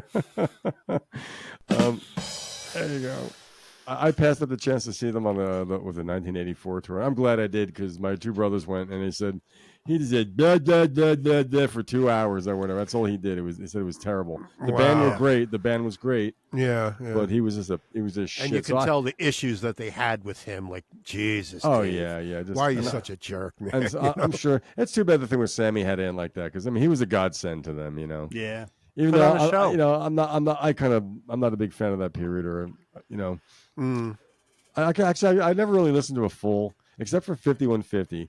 I never listened to a full album of theirs with Sammy. So I might have been a little more surprised or forgiving. I was the minority in high school. I was championing all the Sammy albums. Yeah. Everyone's like, dude, Dave rocks, and I'm like, hey, you know. I thought 1984 was not a great record. So at that point, I said, it's over. But I remember around that time too in Cream magazine. I remember thinking like, what's all this rock and roll thing? Like, I remember in these Van Halen interviews, I'm like, are they really just these wild and crazy guys? And the fact of the matter is, they're touring, they're just traveling all the time, so they're going from hotel to hotel. Like I said, Eddie might have been drinking a lot, but he was writing songs in the hotel room. But in the Roth days, there was a lot of leaping and cavorting. There was less of it with Sammy, I think. Right? They were a little more mature at that point, right? Yeah.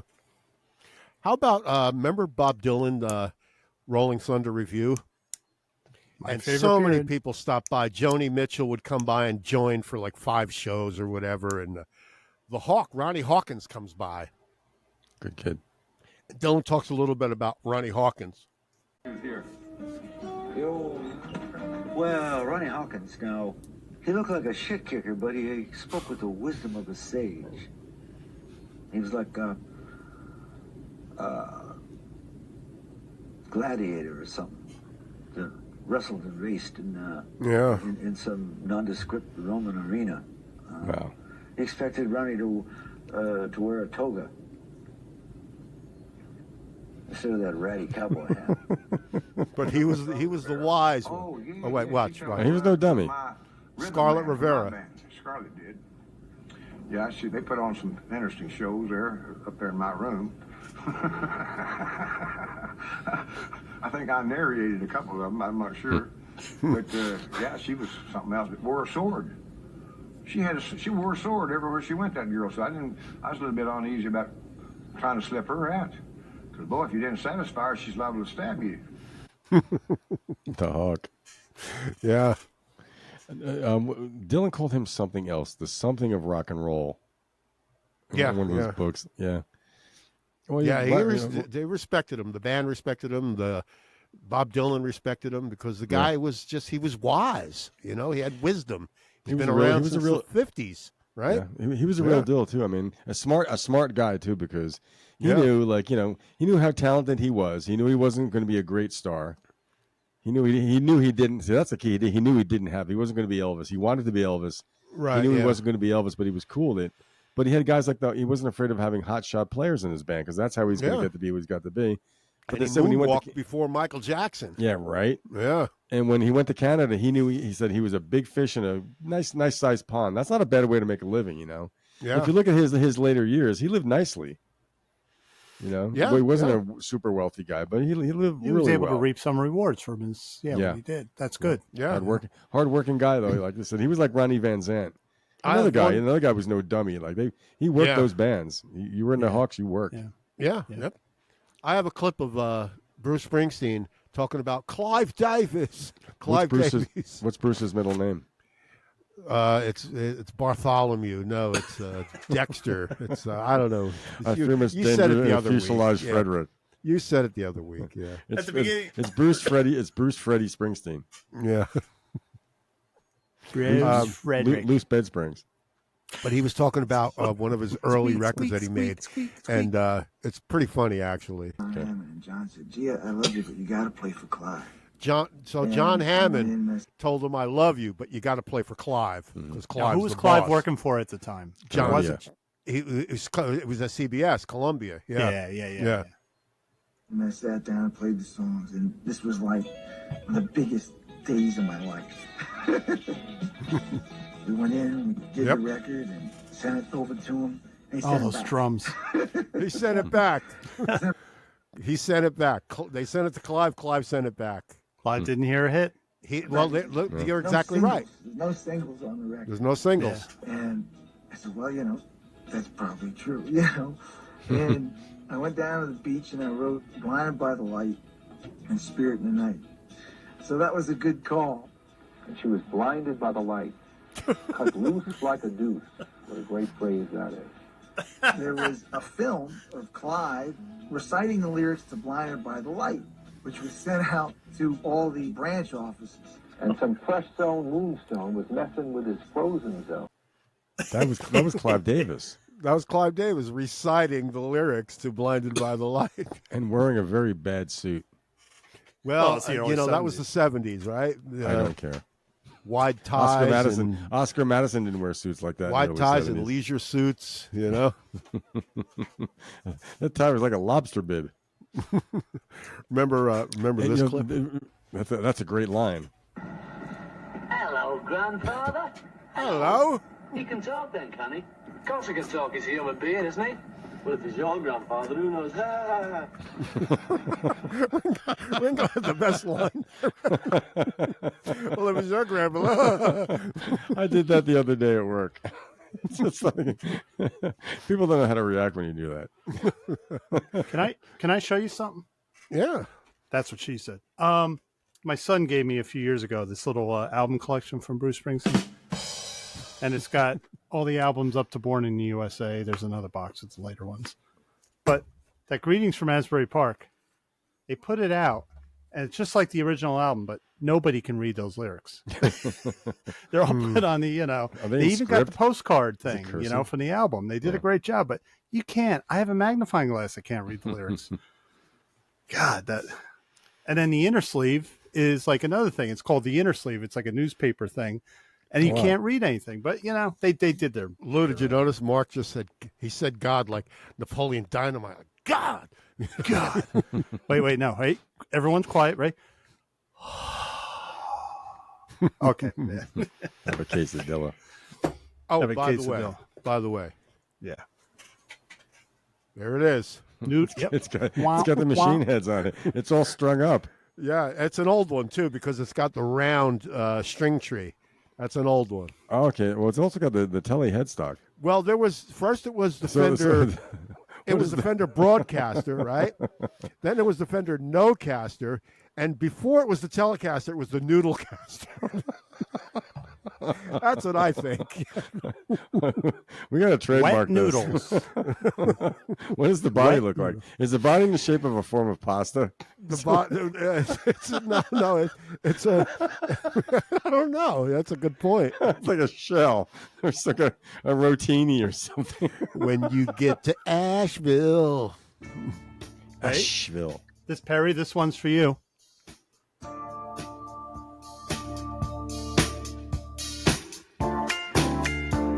Oh, boy. Hey, Lowell George produced it. Little Lowell. That was That's disco. the worst guitar sound there is, man. Is that? Oh, I love that. I love that. God, I put that. I put that on my Behringer. All right, I'll be right nuts. back. Got to go to the fridge. Yeah. Oh man. When but I can you understand get why to somebody wouldn't like it. Asheville, I'm listening. Stop talking about me.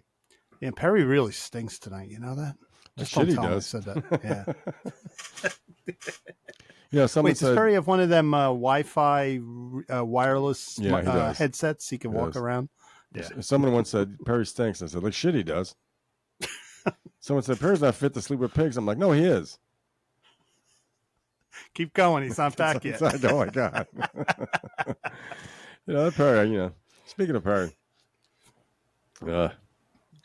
Give us some stories. He just leaves. He just leaves, right? When you gotta go, you gotta go. Yeah. You know what I like about this box? What? You know what I like about this box though? When I got it, I thought it was defective because like the it's peeling up here and it looks like it's broken. It turns out they manufactured it that way to look like a used box, like it was all scruffed up. They did a great job on this. Is that the Springsteen one? Yeah. You know what's weird? When I heard the first record I had was Born to Run, right? Yeah. It had a girl on me, then I loved it. When I went back, I got Greetings from Asbury Park for Christmas the following year, and I hated it. Me too. I still don't really like it. I don't either. There's a few songs on it that there's promise, but it was so mushy and cluttered. Busy. But I remember thinking, like I said, I kind of knew why the drummer had to go. And this one too. He I was wasn't on even this playing one yet. This That's a better wasn't- record. I It's think it's a better, much but- better record. Yeah. In fact, Incident on 57th Street is one of my favorite Bruce Springsteen songs. Puerto Everyone Rican had to Jane. start somewhere. He's Yeah. lucky that he had the support he had. Yeah. People But that let him it's a grow. far superior record. Sandy's a beautiful song, 4th of Yeah. July. I mean, it's a very Jersey record. Yeah. Kitty's back. On the Or is on Kitty's back on, HBO, Kitty's I back think on, it on is. that. So There's a what? Steven Van Zandt special called Steven Van Zandt Disciple. You see Right. a lot of Bruce in there. A lot of Bruce. A lot of Really? yeah. Did he play with Bruce? A lot. Steve Van Zandt. Really? Oh, I didn't know. Van Zandt. Seriously? Mark, what planet are you from? You jerk. Yeah. Hey, listen. I want to backtrack on He's something not you just said, a Perry. gangster. I want to backtrack on something you said. You were talking about I'll Melt With You and how it was in the movie. Yeah. You know, so the movies used it. So Yeah. now you and I saw this, but Lou didn't, and is the Club Random with Steve Van Zandt. He made a great observation. He said that back in the day, like when Scorsese made Goodfellas, you didn't pay through the nose for the rights to the music, but the deal was it promoted the music, right? So a lot of songs, a lot of bands got promotion with the movies because kids go to the movies and they hear a Right. song. He said nowadays And the soundtrack too. the record label or the publishing company, whoever, have made it so expensive to license music. He went so far as to say that could be the death of rock music because you got to have it in the movies. But now Scorsese could probably justify today, like he could get away with you have a putting budget. Stones. Well, if you got a big budget, but yeah. But you know what? When Scorsese did Goodfellas, if it was expensive as today, he may not have had that budget. We don't know. Thing is, you're not going to see now classic rock songs except for Guardians of the Galaxy in these movies, and that's what gets kids to like our music. It's true; they get it through the movies, you know. Yeah. And even it was very sad. Even on a TV show, like I remember one time years ago. I mean, Dave Letterman hasn't been on the air in a long time, and I think this is back when he was on Channel 4. For some reason, they wanted to play an Eagles song while the guest was coming out. Yeah, and Paul Schaefer told them we can't play it, and then they got one of their assistants in a legal department says you can't play it. It would have cost $50,000 to play a little bit of an Eagles song while the guest is walking out, and it wasn't Don Henley or anybody like that, but they just wanted to play that song. They couldn't do it. It would have cost $50,000 to play a little bit of an Eagles song while the guest was coming out. And remember, David got into it with Paul, and he said, "Now who manages them?" He goes, "Irving Azoff." He was bringing all this up. Like I was waiting for the Hitmen stuff to start, but he had that legal person nervous because he said, "Paul, just play a couple notes," and she was like, "No, don't play it." But think about what it costs to use a song in a movie: $250,000 or more. Have you the noticed? Budget you have to have to have clear the rights for these songs. So I've seen Elton John movies, songs in movies. I've seen Who songs in movies. I've never ever seen an Eagles song in a movie. Maybe I'm wrong, but even I've on never. even on YouTube, there's some Glenn Frey things you can't get. I don't know if it's because of his estate. No, they block it. It's blocked. Yeah, yeah. It's unavailable. Yeah. Unavailable. Yeah. Although maybe you can get Smuggler's Blues. Yeah, the shit songs. I saw a new shit Eagles. songs. I saw another Eagles documentary last night. I never saw this one before. She's a little Shih Tzu. Was it the one from Showtime, the big long one? I saw it. Oh, what I see? I think I saw it on Prime. It's it's one of the last. I think it's from the last tour they did because he looked kind of old. He looked kind of frail, like kind of small. But yeah, it was still done though. But they sounded great. I'll be right back. I don't know, man. I was like I got tired of watching like Eagle things, even Leonard Skinner. You know, I don't even like you go up on Tubi or whatever, like Leonard Skinner. You go to music and documentary thing, like Leonard. Like I don't click on Leonard. If it's going to be Skinnered, I have to see a professionally done one because a lot of the amateur ones are just kind of, in fact, a lot of the any band too. I've seen like Led Zeppelin documentaries hashed together and they're horrible because I get it. They're trying to get it out there, but you could tell too when it's an AI type voice. And in 1969, Led Zeppelin released their debut album. And it's like get it off. even that they have AI that is better than that, but it's still, you can tell it's AI. You can. Yeah. Well, we can tell. We came from the golden age of radio and personalities. Yeah. A lot of younger people will not be able to tell. They don't care. They just say whatever. Like whatever.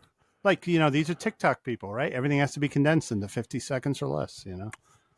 Right. Well, yeah. I don't have TikTok. I don't have Instagram. I don't have Facebook. I mean, that's just like, I don't know. I don't understand that. Actually, Perry, here's a funny thing. You're going to laugh at this one. Facebook is for old people. Because you talk to young people, they'll all say, I don't have Facebook. It's for old people. So it's for our generation. Yeah, but what is it for?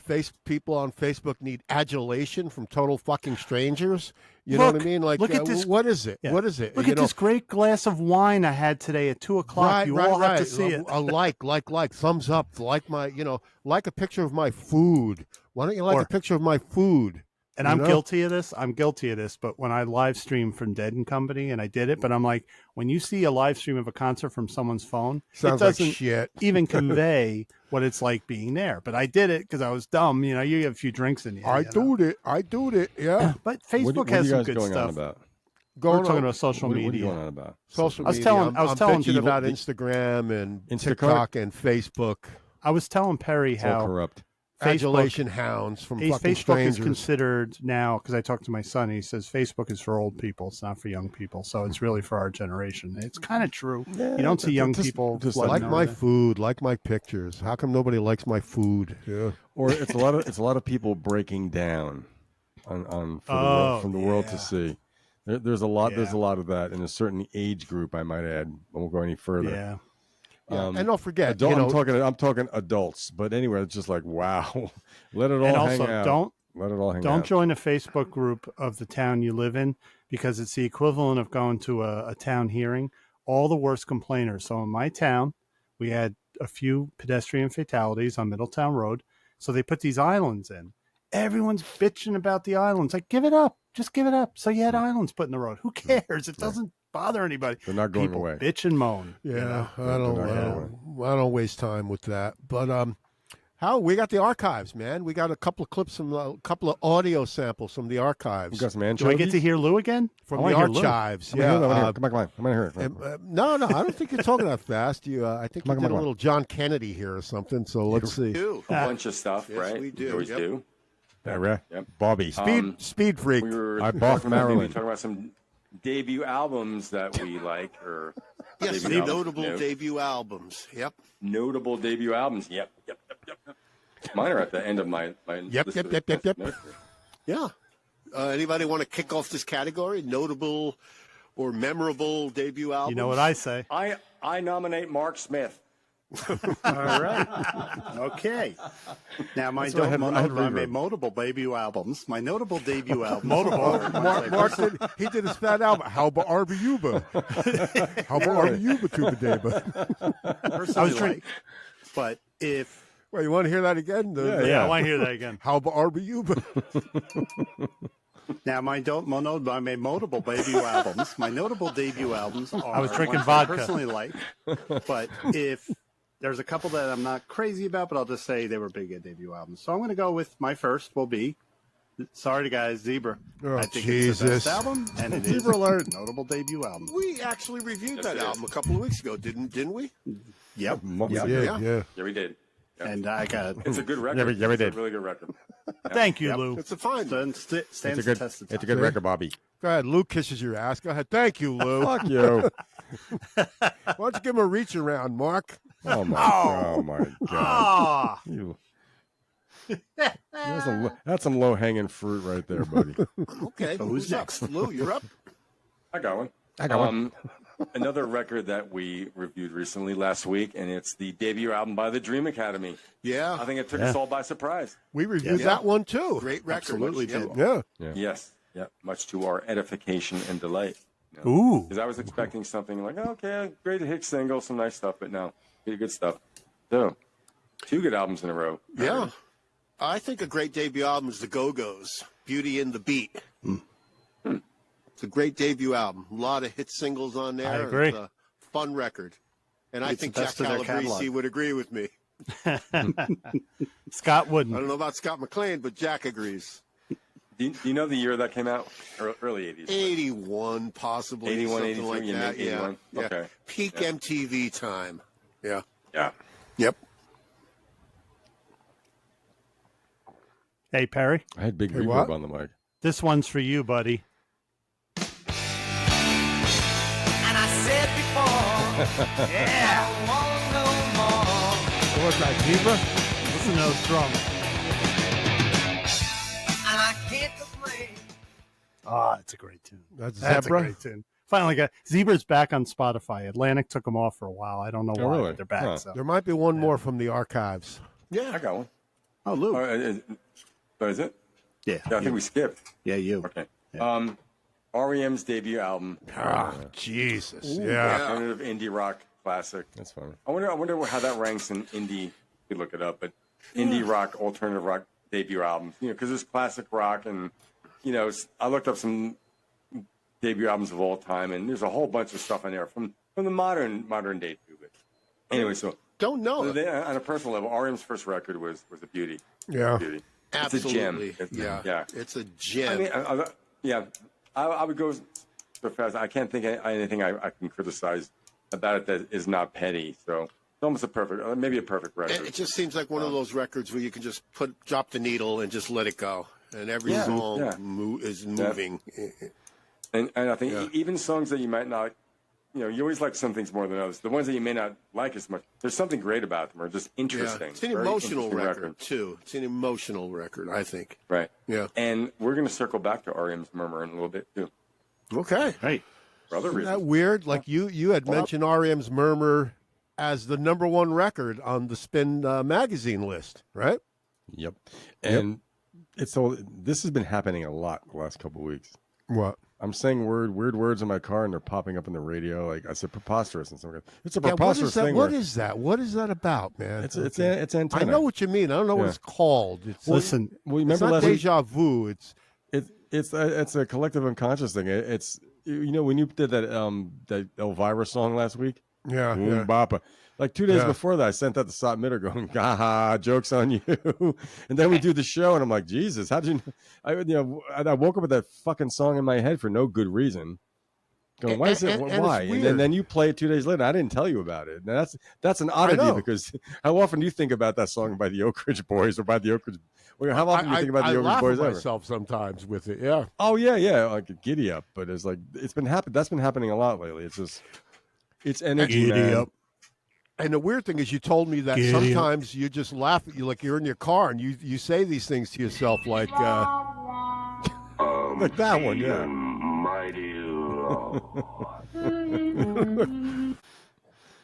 Is that Skinner's playing? You know of a DJ or something that came up with that phrase, right? Candy Candida.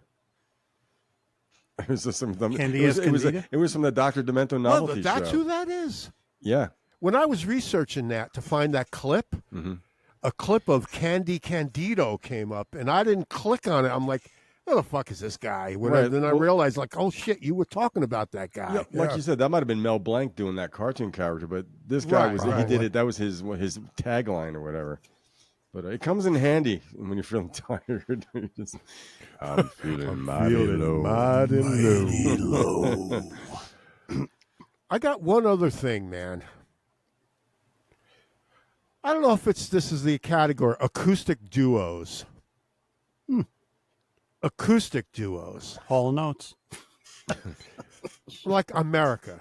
America is kind of an acoustic duo now. They were based around an acoustic duo, really. Right, but they were threesome, but that one of them's gone now, right? I think Dewey Bunnell always played an acoustic guitar, almost always. Yes. Any video, in fact, if you look at the album credits for America, I mean, they were kind of an acoustic band a lot. I know what you mean, Perry, but they were a band. But I think after Dan Peake left. Now, in that category, would you consider Seals and Crofts to be like an acoustic duo? They could. All right, maybe not. I shouldn't say acoustic. A soft rock duo or whatever. Well, how about a soft rock duo that mostly plays acoustic instrument? I think Dash Crofts always played with a mandolin or ukulele. That was Jim Seals. That was Jim Seals and Dash Crofts, right? Jim Seals played guitar. Yeah, he was like the lead singer in a lot of ways. Dash Crofts sang the harmonies and played the mandolin, but they were always playing those two instruments. They're acoustic. How about England Dan and John Ford Coley? You mean Dan Seals related to Jim Seals?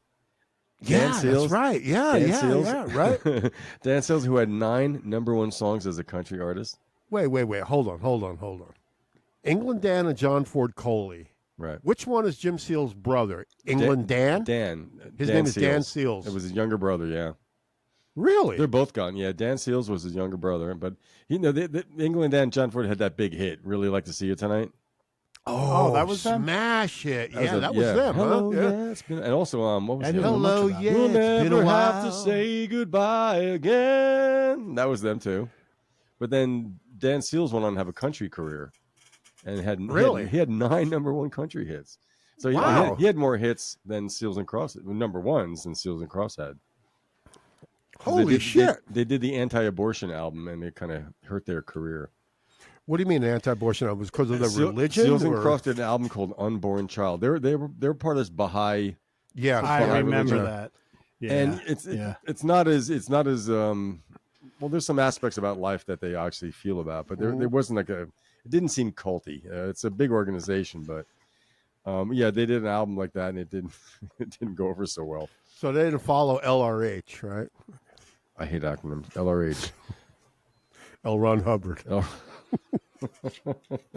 Battleship Earth. We go like LRH. LRH, gotcha. LRH. Careful, Tom Cruise is going to shut down the show. How about Loggins and Messina? They're a duo. They were a duo. Yeah, they right. Were, I don't know if they would call them. They were soft rock duos. Yeah. That seems kind of where we're going in that. Because that kind of it was very acoustic. acoustic. It was very acoustic, but Jim Messina, being a fine musician that he is, He was in the Buffalo Springsteen too, wasn't he? How about Simon and Garfunkel? Fuck him. Are they? They're a duo, right? So I mean, how many hits did Simon and Garfunkel have? How many kids did they have? I don't know. How many hits did they have? Not kids. Simon begat Garfunkel. Garfunkel begat Edie Brickell. Edie Brickell beat up Paul Simon. That's why he didn't press charges. What are you talking about? No. They had an issue at their house. That was dropped. Come on, don't get gossipy. That was dropped. Because he decided not to press charges. It was dropped. He was embarrassed. Yeah. He was embarrassed. I'm kidding. Come on. You said she kicked his ass or something, right? He's about this big, of course. She picked him He's up. 2 feet over a duck. She picked him up with a scruff of his neck. Affleck. What was the question? Simon and Garfunkel. They were acoustic. The Noodle Cast. Simon and Garfunkel. Don't do it, Perry. Don't do it, because I'm just going to play it again.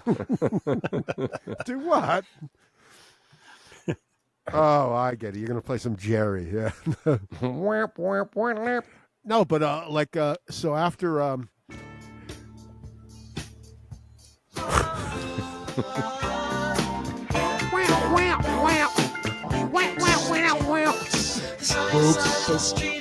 mean, think about it. They had a disco signal. That's pretty incredible. Why? Well, what's disco about that? It's a very disco-y beat. Because they do a little the drumming. Yeah, that was the disco era, man. Everybody was getting that sound. It's very rare. I think the Grateful Dead play a straight beat, like a 4 on the floor type thing. You know, it's very, there's a lot of percussion in that song, but it's got the disco licks to it. It's got the disco feel. It's got funky bass. I don't know how. It's got a danceable kick drum. Lowell George produced that. How did he whip them into shape? That whole album is short, concise pop songs. Where did they record that? Wally Hyder in Frisco? I'm not sure.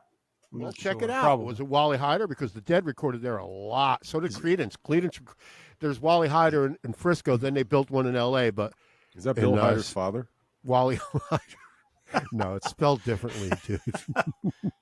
Is he the guy that does the general in the beginning of that movie where the army's messing with pot? Do you know Richard Marx's father is a big... Don't tell me his name was Groucho? No, his name was Richard also, but he's known as Dick Marks. But his father did a lot of soundtracks. I got Dick Marks. Oh! Got Dick Marks in my underwear. By the way, Shakedown Street was recorded at Club La Front. What happened was the Dead actually rented a storefront and put a studio in the bank to make that album. Mm-hmm. Like in Haight-Ashbury, man? Yeah, man. Yeah, me, Alan. Well, I saw a thing on. I like Jerry. I can't stand fucking Bob Weir. I can't stand this. Really? That guy talking to that. Yeah. But anyway, Jerry was saying, they got out in '68. They got out of Haight-Ashbury, man. Yeah, it got very weird. All the people, it started to be a place to go, and all the crime started. All the drug addicts on the street started. They said, "We're out, man. We're out." Cult leaders came. They had right pickings to get people into a cult. Yeah. From '66 to '68, they were there. We're out. This is bullshit, man. Once it becomes a place to be, then the crime starts following. Not unlike Portland, a place where you moved to 18 years ago, Lou. Right? Tell me about it. Yeah, it's all cycle, right? Mark, you saw my armored delivery suit I have for Metro Wines. I was thinking, after I got in the accident with the van, I told my owner, I said, I want some armored wear when I do deliveries, like a helmet and like a motorcycle, those petted outfits or something. Why don't you get a Kevlar vest? I am Iron Wine. I have your delivery here. Robo Wine. But the whole thing, once all the dropouts, that's what it was. Turn on, tune in, and drop out. So everyone dropped out. And that's the San Francisco George Harrison encountered in '67, the year before. Yeah. Those are great pictures, George, with the heart-shaped sunglasses. He was turned off, he was turned off. There were a bunch of freaks, man. Bunch of freaks hanging out, yeah. All right, before we go, man, let me ask you guys a question. Okay. Mark, no, I'm not available. No. Mark, you first. My Mysterioso Black. What have you been listening to? Well, Perry, lately. Excel figures. I have been listening to Tommy Bolin, Private Eyes. I pulled this out, and I'm really liking it. It's nothing like Deep Purple. It's nothing like Japanese James copy? No, it's Japanese just a cover. He was in a kimono sitting with a geisha girl, but great album. This is the last album he recorded before he died. Today, I got my vinyl out. I was listening to Something Anything, Todd Rundgren. Great record. And great album. I was listening to Badfinger, which is my favorite album. No Dice, right? I have that one as well. Gordon Lightfoot. Gordon Tenderfoot. Nice. Yeah. Nice. And I even pulled out Lindsey Buckingham, Go Insane. I had that one too, yeah. But I want to tell you something. She's alive. Tell me more. I can't get the CD. It's up there, but I got the box set. You can just tell me about it. I pre-ordered it 6 months ago. In 1977, Jethro Tull released Bursting Out, their live album. Steve Wilson remixed it, and they have the full concert, and I got my little box of Bursting Out, and I'm loving it. It's the full concert. The fourth problem in the 70s was a double album was not a full concert. So they were able to get some extra songs on here, and they do it, like I said, these Jethro Tull reissues. They give you 4 CDs and a DVD. They give you one whole concert from that tour in addition to the original album. It's a box set, right? So you get the original album remixed by Steve Wilson. Then you get another random concert from that tour. So they put an MSG show, Madison Square Garden. Then you get a DVD audio with the surround mix, and they also have, because Steve Wilson respects that people don't always like the remix, so the original mix, but he does it in the highest quality, like right from original, and all that for like $35. Jethro You didn't Tull. by the way, you didn't have to say Madison Square Garden. What did you think I meant? Monosodium glutamate? No, but somebody listening, Yes. from another country may not know what Another MSG planet. is. You know. But what I gotta say, my whole point of saying this is, and I put an Amazon review, is that Jethro Tull could be putting these sets out and charging $50-$70 like the John Lennon thing. They charge like $35 now. You gotta grab it when they come out. But I have the Aqualung. Who controls it though? What record label? Ian is it on? Anderson. Chrysalis? Well, Is it on Chrysalis Records still? Yeah, I or- think so. But Ian Anderson's the controller. He trusts Steve Wilson. He says, "You do the remix." Of course, he trusts him. yeah. Just like Andy Partridge, yeah. So, but from each year, I got the songs from the Wood. So he put a whole concert from that tour. So you get to hear them on that tour. So if you're really a fan, this is like golden, and I love it. And you get this book. You get a book with it where it'll take you an hour to read the whole thing. Like it's just what they were doing at the time. Well, what did it cost you? Take care of $38. $38, man. I'd want something to read too. You know, Yeah. Just like that Black Sabbath That's thing. fair value. Really. Yeah, like that Black Sabbath thing I showed you last week. That was the Tony Martin years. They put a book. Yeah. They had commentary on each album, what was going on with the band. They have no DVD with it. You don't always need that. But the point is, people who buy physical media, they need to provide something a little extra because we've already bought the physical media. So if we're going to be suckered a second time into buying it, and I am a sucker because I love music, it's got to be something different, you know. So well, that's let me ask Louis Theodore Colicchio Jr. What Louis have T. you been listening to lately, Lou? Well, recently, this is my Spotify mixes because that's where I've been listening to my music. Because I'm dropping XM. Automatic for the People by REM. Yeah. I was starting to listen to Perfect Strangers by Deep Purple. Perfect Stranglers. Perfect Stranger. I like that record. Yeah, you It's a talked good about that album. a couple of weeks ago. Right. That record. And Yeah, my you mixes, said that was I the got- first complete Deep Purple record you ever heard, or something, right? That was the first one I ever bought, and heard it, and I liked it. And at the time, I thought those songs could have been on the Dune soundtrack with some of the stuff Toto did.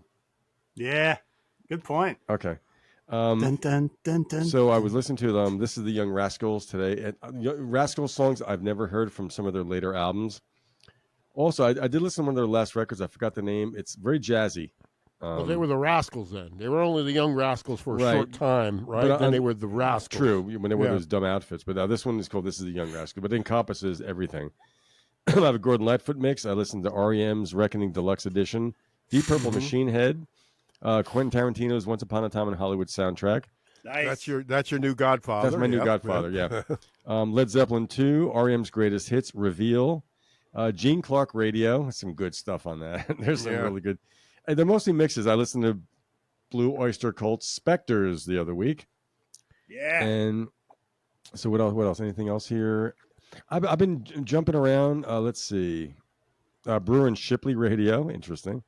And I've been listening to What do some you mean? tribal. They have their own channel on. It's a mix of things. There's Mungo Jerry's on I was there. going to say, how many songs can they have to where it's like, I haven't even heard one take over the line yet. That's you mean what- are they? I don't know why they call they, it. Are they the DJs? Or No, are they no. There's no DJs. No. But the thing about it, I don't know why they call it Brewer and Shipley. I guess it's supposed to encompasses that early. It's a Yeah, playlist that- inspired. It's that for that music. 1970s style, Yeah, it's right? that Yeah, 1977. The Stampeders are on this with Sweet City Woman. Mungo Jerry. yeah. I love that stuff. That's a 4-string banjo song, right? Yep. I got Feel Good Summer Mix and Disraeli Gears. So Nice. Imaginos by Blue Oyster Cult. I have a different assessment of that record. But I'm warming up to that album. I am I'm too. warming Mark. up to it. It's Yeah. a big rock record, but yeah, it was warning. It was a cold Blue Oyster sounding, Cult. reverby 90s album when I first heard it. Yes, but I'm realizing there's good songs on it. There is good. There's good vocal performances, and I didn't like the production. Mark, it was too big. I was veering away from the big metal hard rock sound at that point. But that was just the time period. That's but, what the label wanted. The label Yeah. made, they just wanted to make some money. So. Mm-hmm. But Gordon Lightfoot's always on. There's always some Gordon Lightfoot happening. Yeah. But what kind of stuff by Gordo? There's Gord's Gold, and that's pretty much what I go to. Yeah, it kind of interesting about If You Could Read My Mind. What's that? There's a couple of versions of that. Yes, there's one There's with a like harmony the in it. 45 version, right? Then there's another version where he does the background vocals himself. So he goes, I never thought I could feel this way. Then there's a I've version got where he to goes, say- I never thought Yeah. I could feel. You hear it You hear it distinctly. And I've been trying to find that version for so long now because on my Gord's Gold, I don't have it. That's not the version I have. I don't either. It's when, when I hear it on XM on one like the soft rock channel or whatever, it pops up because I have a friend of mine. It might be the AM version that had that. Maybe it is. Yeah. There's a friend of mine. I told him because we used to play that song in the old band I was in here, and I remember I said, "Sing the harmony." He goes, "I said, there's a version where he's singing a higher harmony with himself," and he goes, "I never heard it." I said, "It's and then he heard it. I was a kid. I don't know. That was 71, whatever that was. That grabbed me, man. It grabbed me, and it's like, holy shit, you know. That's funny. And I remember I used to play that when we'd be hanging out in the garage, right? Yeah. You and me and whoever else, and we'd be high as kites way back then, you know. And then your sister Karen, the late great Karen, would come in, and she'd go, "Oh, that song, man, that song." I'd play like "If You Could Read My Mind," and she'd like, "Yeah, that is a great song." Yep. There's a song that, as a hit, was totally like in my opinion, Losing My Religion. These are songs that weren't fads. They weren't hits because they just were fad or a niche. They were honestly good songs that were so good to see become massive hits. Yeah. There used to be an old radio station. It was one of those like love song or soft rock stations. And that was always when they played. That band I did play it with, my friend John, who didn't hear the version with the harmony, he had a beautiful Taylor 12 string. So I played that. He played acoustic and we had a bass. So we were playing at his house, and the bass player's wife afterwards come up. She goes, "That put a tear in my eye." It's that kind of song, Yeah. It's very pure. All his stuff is very pure. Yeah. I'd like to hear see a clip of what Bob Dylan would say about Gordon Life because he was a huge admirer of Gordon Life. But that clip about Ronnie Hawkins was great. I mean, Dylan. I don't like when people make fun of Dylan. He had the words like a sage. He spoke like a sage. Yeah. By the way, guys, it's going to be my mission. Maybe give me 2 weeks, but maybe I'll do it this week. I'm going to listen to all the early REM albums and give you what I hear in it. I'm going to really deep dive into them. So you're from Monster. Have you heard Monster? Or you said Automatic for the People? Yeah. Okay. So and Green. I always knew REM from the original, like the early 80s. I knew of them because I told you people are always, dude, listen to REM. But I got to know them really well because of Out of Time, because it was just everywhere, and at CPI, everybody bought the CD. But then I hooked up, like when I heard Green actually is where I really said I like this band. Green was a great album. Yeah.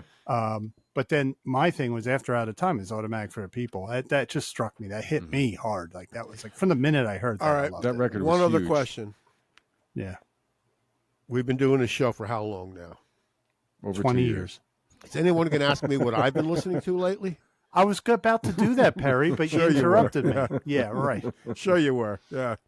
You're the host. I've been listening. It doesn't matter. Wait, do we want to end the show now? It's getting late. Oh. Yeah. No, I've been listening to Paul Weller's new album, 66. 66. Yeah. You're ahead of me. I got to listen to it. I haven't listened to it yet. I will. And, of course, Todd Rundgren, Something Anything. Mark, I'm with you on that one. Yeah, that is a great friggin' record, man. I don't like the jammy thing at the end, I like the actual songs, like Where Were You When the Carousel Burned Down? Yeah. That's Beach Boys, man. He's doing Beach Boys. I was, Perry, I was going to bring up, though, on that fourth side with all the weird stuff. Yeah. I didn't know that on one cut, Hunt and Tony Sales play drums and bass. Yeah. Rick I didn't know Derringer was that. on the record, and can you find on your thing? Can you find the Todd Rundgren When the Carousel Burned Down on Something Anything on your thing? Yeah. He does. It's Beach Boys, man. But he has what a year lot was of that? like. When did What's that come that? out? When did that come out? 72. Something Anything. And It's my favorite album. And Hunt and Tony Sales are playing on that. Yeah. Back then. On the fourth side, it was like a jam. They did. I thought on that particular song. Yeah. Okay. Not on that song. They were kids. Beach Boys. They're doing Beach Boys. And we all left town the next day. He's doing Beach Boys. That's what he's doing. Yeah. You know what song I like? Wait. Hold on. Here we go. Yeah. Wolfman Jack. Yeah. I also like Slut. I like Slut. What song was that? Oh, yeah. Slut is a great rock song. That song, Lou, that I just played was called Wolfman Jack. SLUT. She may be a slut, but she looks good to me. Oh, my God. That's a great song. Yeah. Put that on the radio now. Mark? Looking for it. Hold on. You got to get the chorus. Revitalize me. Throw money. Yeah. Fast forward to the chorus. Here it comes.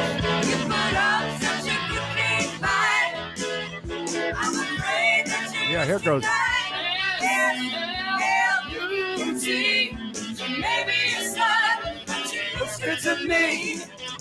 Wow. And the background singers, too, are like, who was the background singer? Ellen Foley? Or Wow. Genya Ravine or something? All these, yeah. So obviously, Lou, I think you know this album has two of his biggest hits, including... Yeah, Hello, It's Me. Yeah. I always thought it reminded me of Carole King for some reason. Sure. But well, he also had that, didn't he have, he had that song when he was in the Nas, which is a completely different version. And then my favorite song of his is a big hit. This is like my favorite Todd Rundgren song. That's a good song. On this one, did he say thank you, Levon? And he plays the guitar, by the way. The little George Harrison sort of thing. Yeah. Perry, didn't you mention on this record he says thank you, Levon? I got the liner notes in front of me. Not that I remember saying. I thought for some on that song in particular, he felt. Did he play drums on that record, on that song? He played all the instruments on the first three sides. He rented an apartment in L.A. and he played all that. But then, he went to New York, and then he had drummers, he had guitar player. Rick Derringer was on and all this, all these sort of things. Yeah, but it was like he was the studio golden boy before Prince. Yeah. Yeah. He was young when he produced the band. He was the head Fright engineer record. at Bearsville Studios, by the way, Yeah. at 22 years old. So Right. what does that tell you about what the guy's about, Right. And if you go back and listen to Stage Fright by the band, the third record, it's a really good record. It is. Yeah. It's like 35 minutes long, but Yeah. it doesn't overstay its welcome. But it's good. It's a great record. Well, I covered him in one of our old shows when we were on the radio, or rather we were on the phones, about Todd Rundgren producing Grand Funk Railroad, producing Badfinger, producing Cheap Trick. the band. On the little booklet that came with the vinyl, he has a little commentary on each song. So I saw the light. He goes, if there's a single on this album, this is it. So I put it first, like at Motown. Dedicated to Paul Fishkin, the man with the 45 RPM ears, but still no woman. I don't know who Paul Fishkin is, but I like that he said that, I'll look and see if there's anything about Levon in there. And, on the record, it's funny, he has this is called tape hiss, and you hear the tape hiss. I love that. A lot of little, it's like a Beach Boy record, 30 seconds of a song, 1 minute of a song, and then a whole song. Yeah. So when I was at CPI, there was an older guy, back in the early 90s, he was probably in his 50s, and I mentioned Todd Rundgren, and he goes, he's a pissy little know-it-all asshole. And I go, what are you talking about? He says, when you put out that double album, everyone called him like the Wonder Kid. Fuck him. And I'm like, what are you talking about? And he hated Todd. And I guess he had something against him for that. But the guy's talented. I mean, I don't know. I thought Utopia were an interesting band. Yeah, they were progressive. Totally progressive. Yeah. That wacky drum set that was at Willie Wilcox or Willie. Yeah. Kasim Sultan, right? Kasim Sultan Kasim Sultan, Willie Leacox, or was it Willie Wilcox? No, I think Prairie Prince. No, it was Willie Leacock. I think Willie Wilcox played with America. Okay, yeah. Okay. I think. Well, it wasn't Willy Wonka. We know that. Well, right? No, wasn't Willy Wonka in the Naz? Didn't have Nazberries. Schnozberries. Mom, I want some schnozberries. Well, anyway, man, did we cover a lot of ground on the Music Relish Show number 77 today, 77. Right? Almost too much ground. Yeah, but, no, never too much, right? No, but anyway, it reflects our musical ADD. We can be found on Apple, on Amazon Music, Amazon Alexa, Pocket Cast, Overcast, Podchaser, Podcast Addict, Odyssey, YouTube, Facebook, and Spotify. Spotify. We're going to do another special show on Spotify 1 year. You know, I think we can do whatever before we want. Turn 70. We're going to do it. We're going to do. I a won't show be turned on 70 Spotify. for another 15 years. So. We got time. We got time. Yeah, we got time. What about for Mardi Gras next year? Let's just plan for that. Really. Mardi Gras? Yeah. Grassy ass. Well, anyway. It was a great idea show. in theory, Lou wasn't it? Colicchio, Mark Smith. There's 32,000 and something Mark Smiths in the United States. So I engineered, you know, and only 2 Lou Colicchios. He's one of 32,000 and change. So anyway, let's how many Mark hit the Edwards outro. There we go. Bow, bow, bow. It's a good show.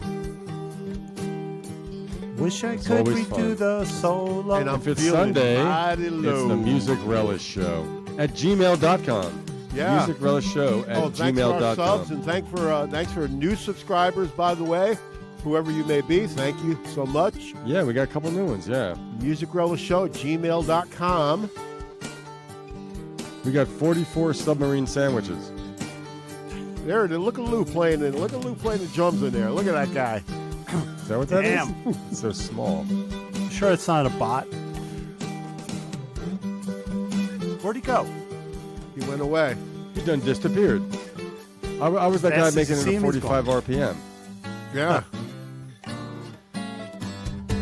Who's that fat turd? There's one of the 32,000 Mark Smiths in the United States. And it's Lou and Perry. Watch out for Perry. The guy's trouble. Yeah, he looks down a lot because you he's guys thinking. can verify that. Yeah. Like, comment, subscribe. Music Relish Show. If you feel like it. We're here weekly. For the most part. Do, do, do, do, do, do, do, do. It was a And gas check out kicking with you guys tonight, man. It was a gas, man. It was a gas, man. My therapy. Whoa, look at taking a picture of a guy taking a picture. A picture of an artist painting a picture of an artist painting a picture of an artist painting a picture. Let's give a little thing move to closer our to your friend mic, Scott man. McLean at the Milk Crates and Turntables podcast. Yeah. L Louis 3. 3. He'll be back. He will be back. It's Bob Dillard. I'm feeling mighty low. We'll see you soon. The Music Relish Show. Fare thee well. See ya. See you next time on the Music Relish Show. Good night.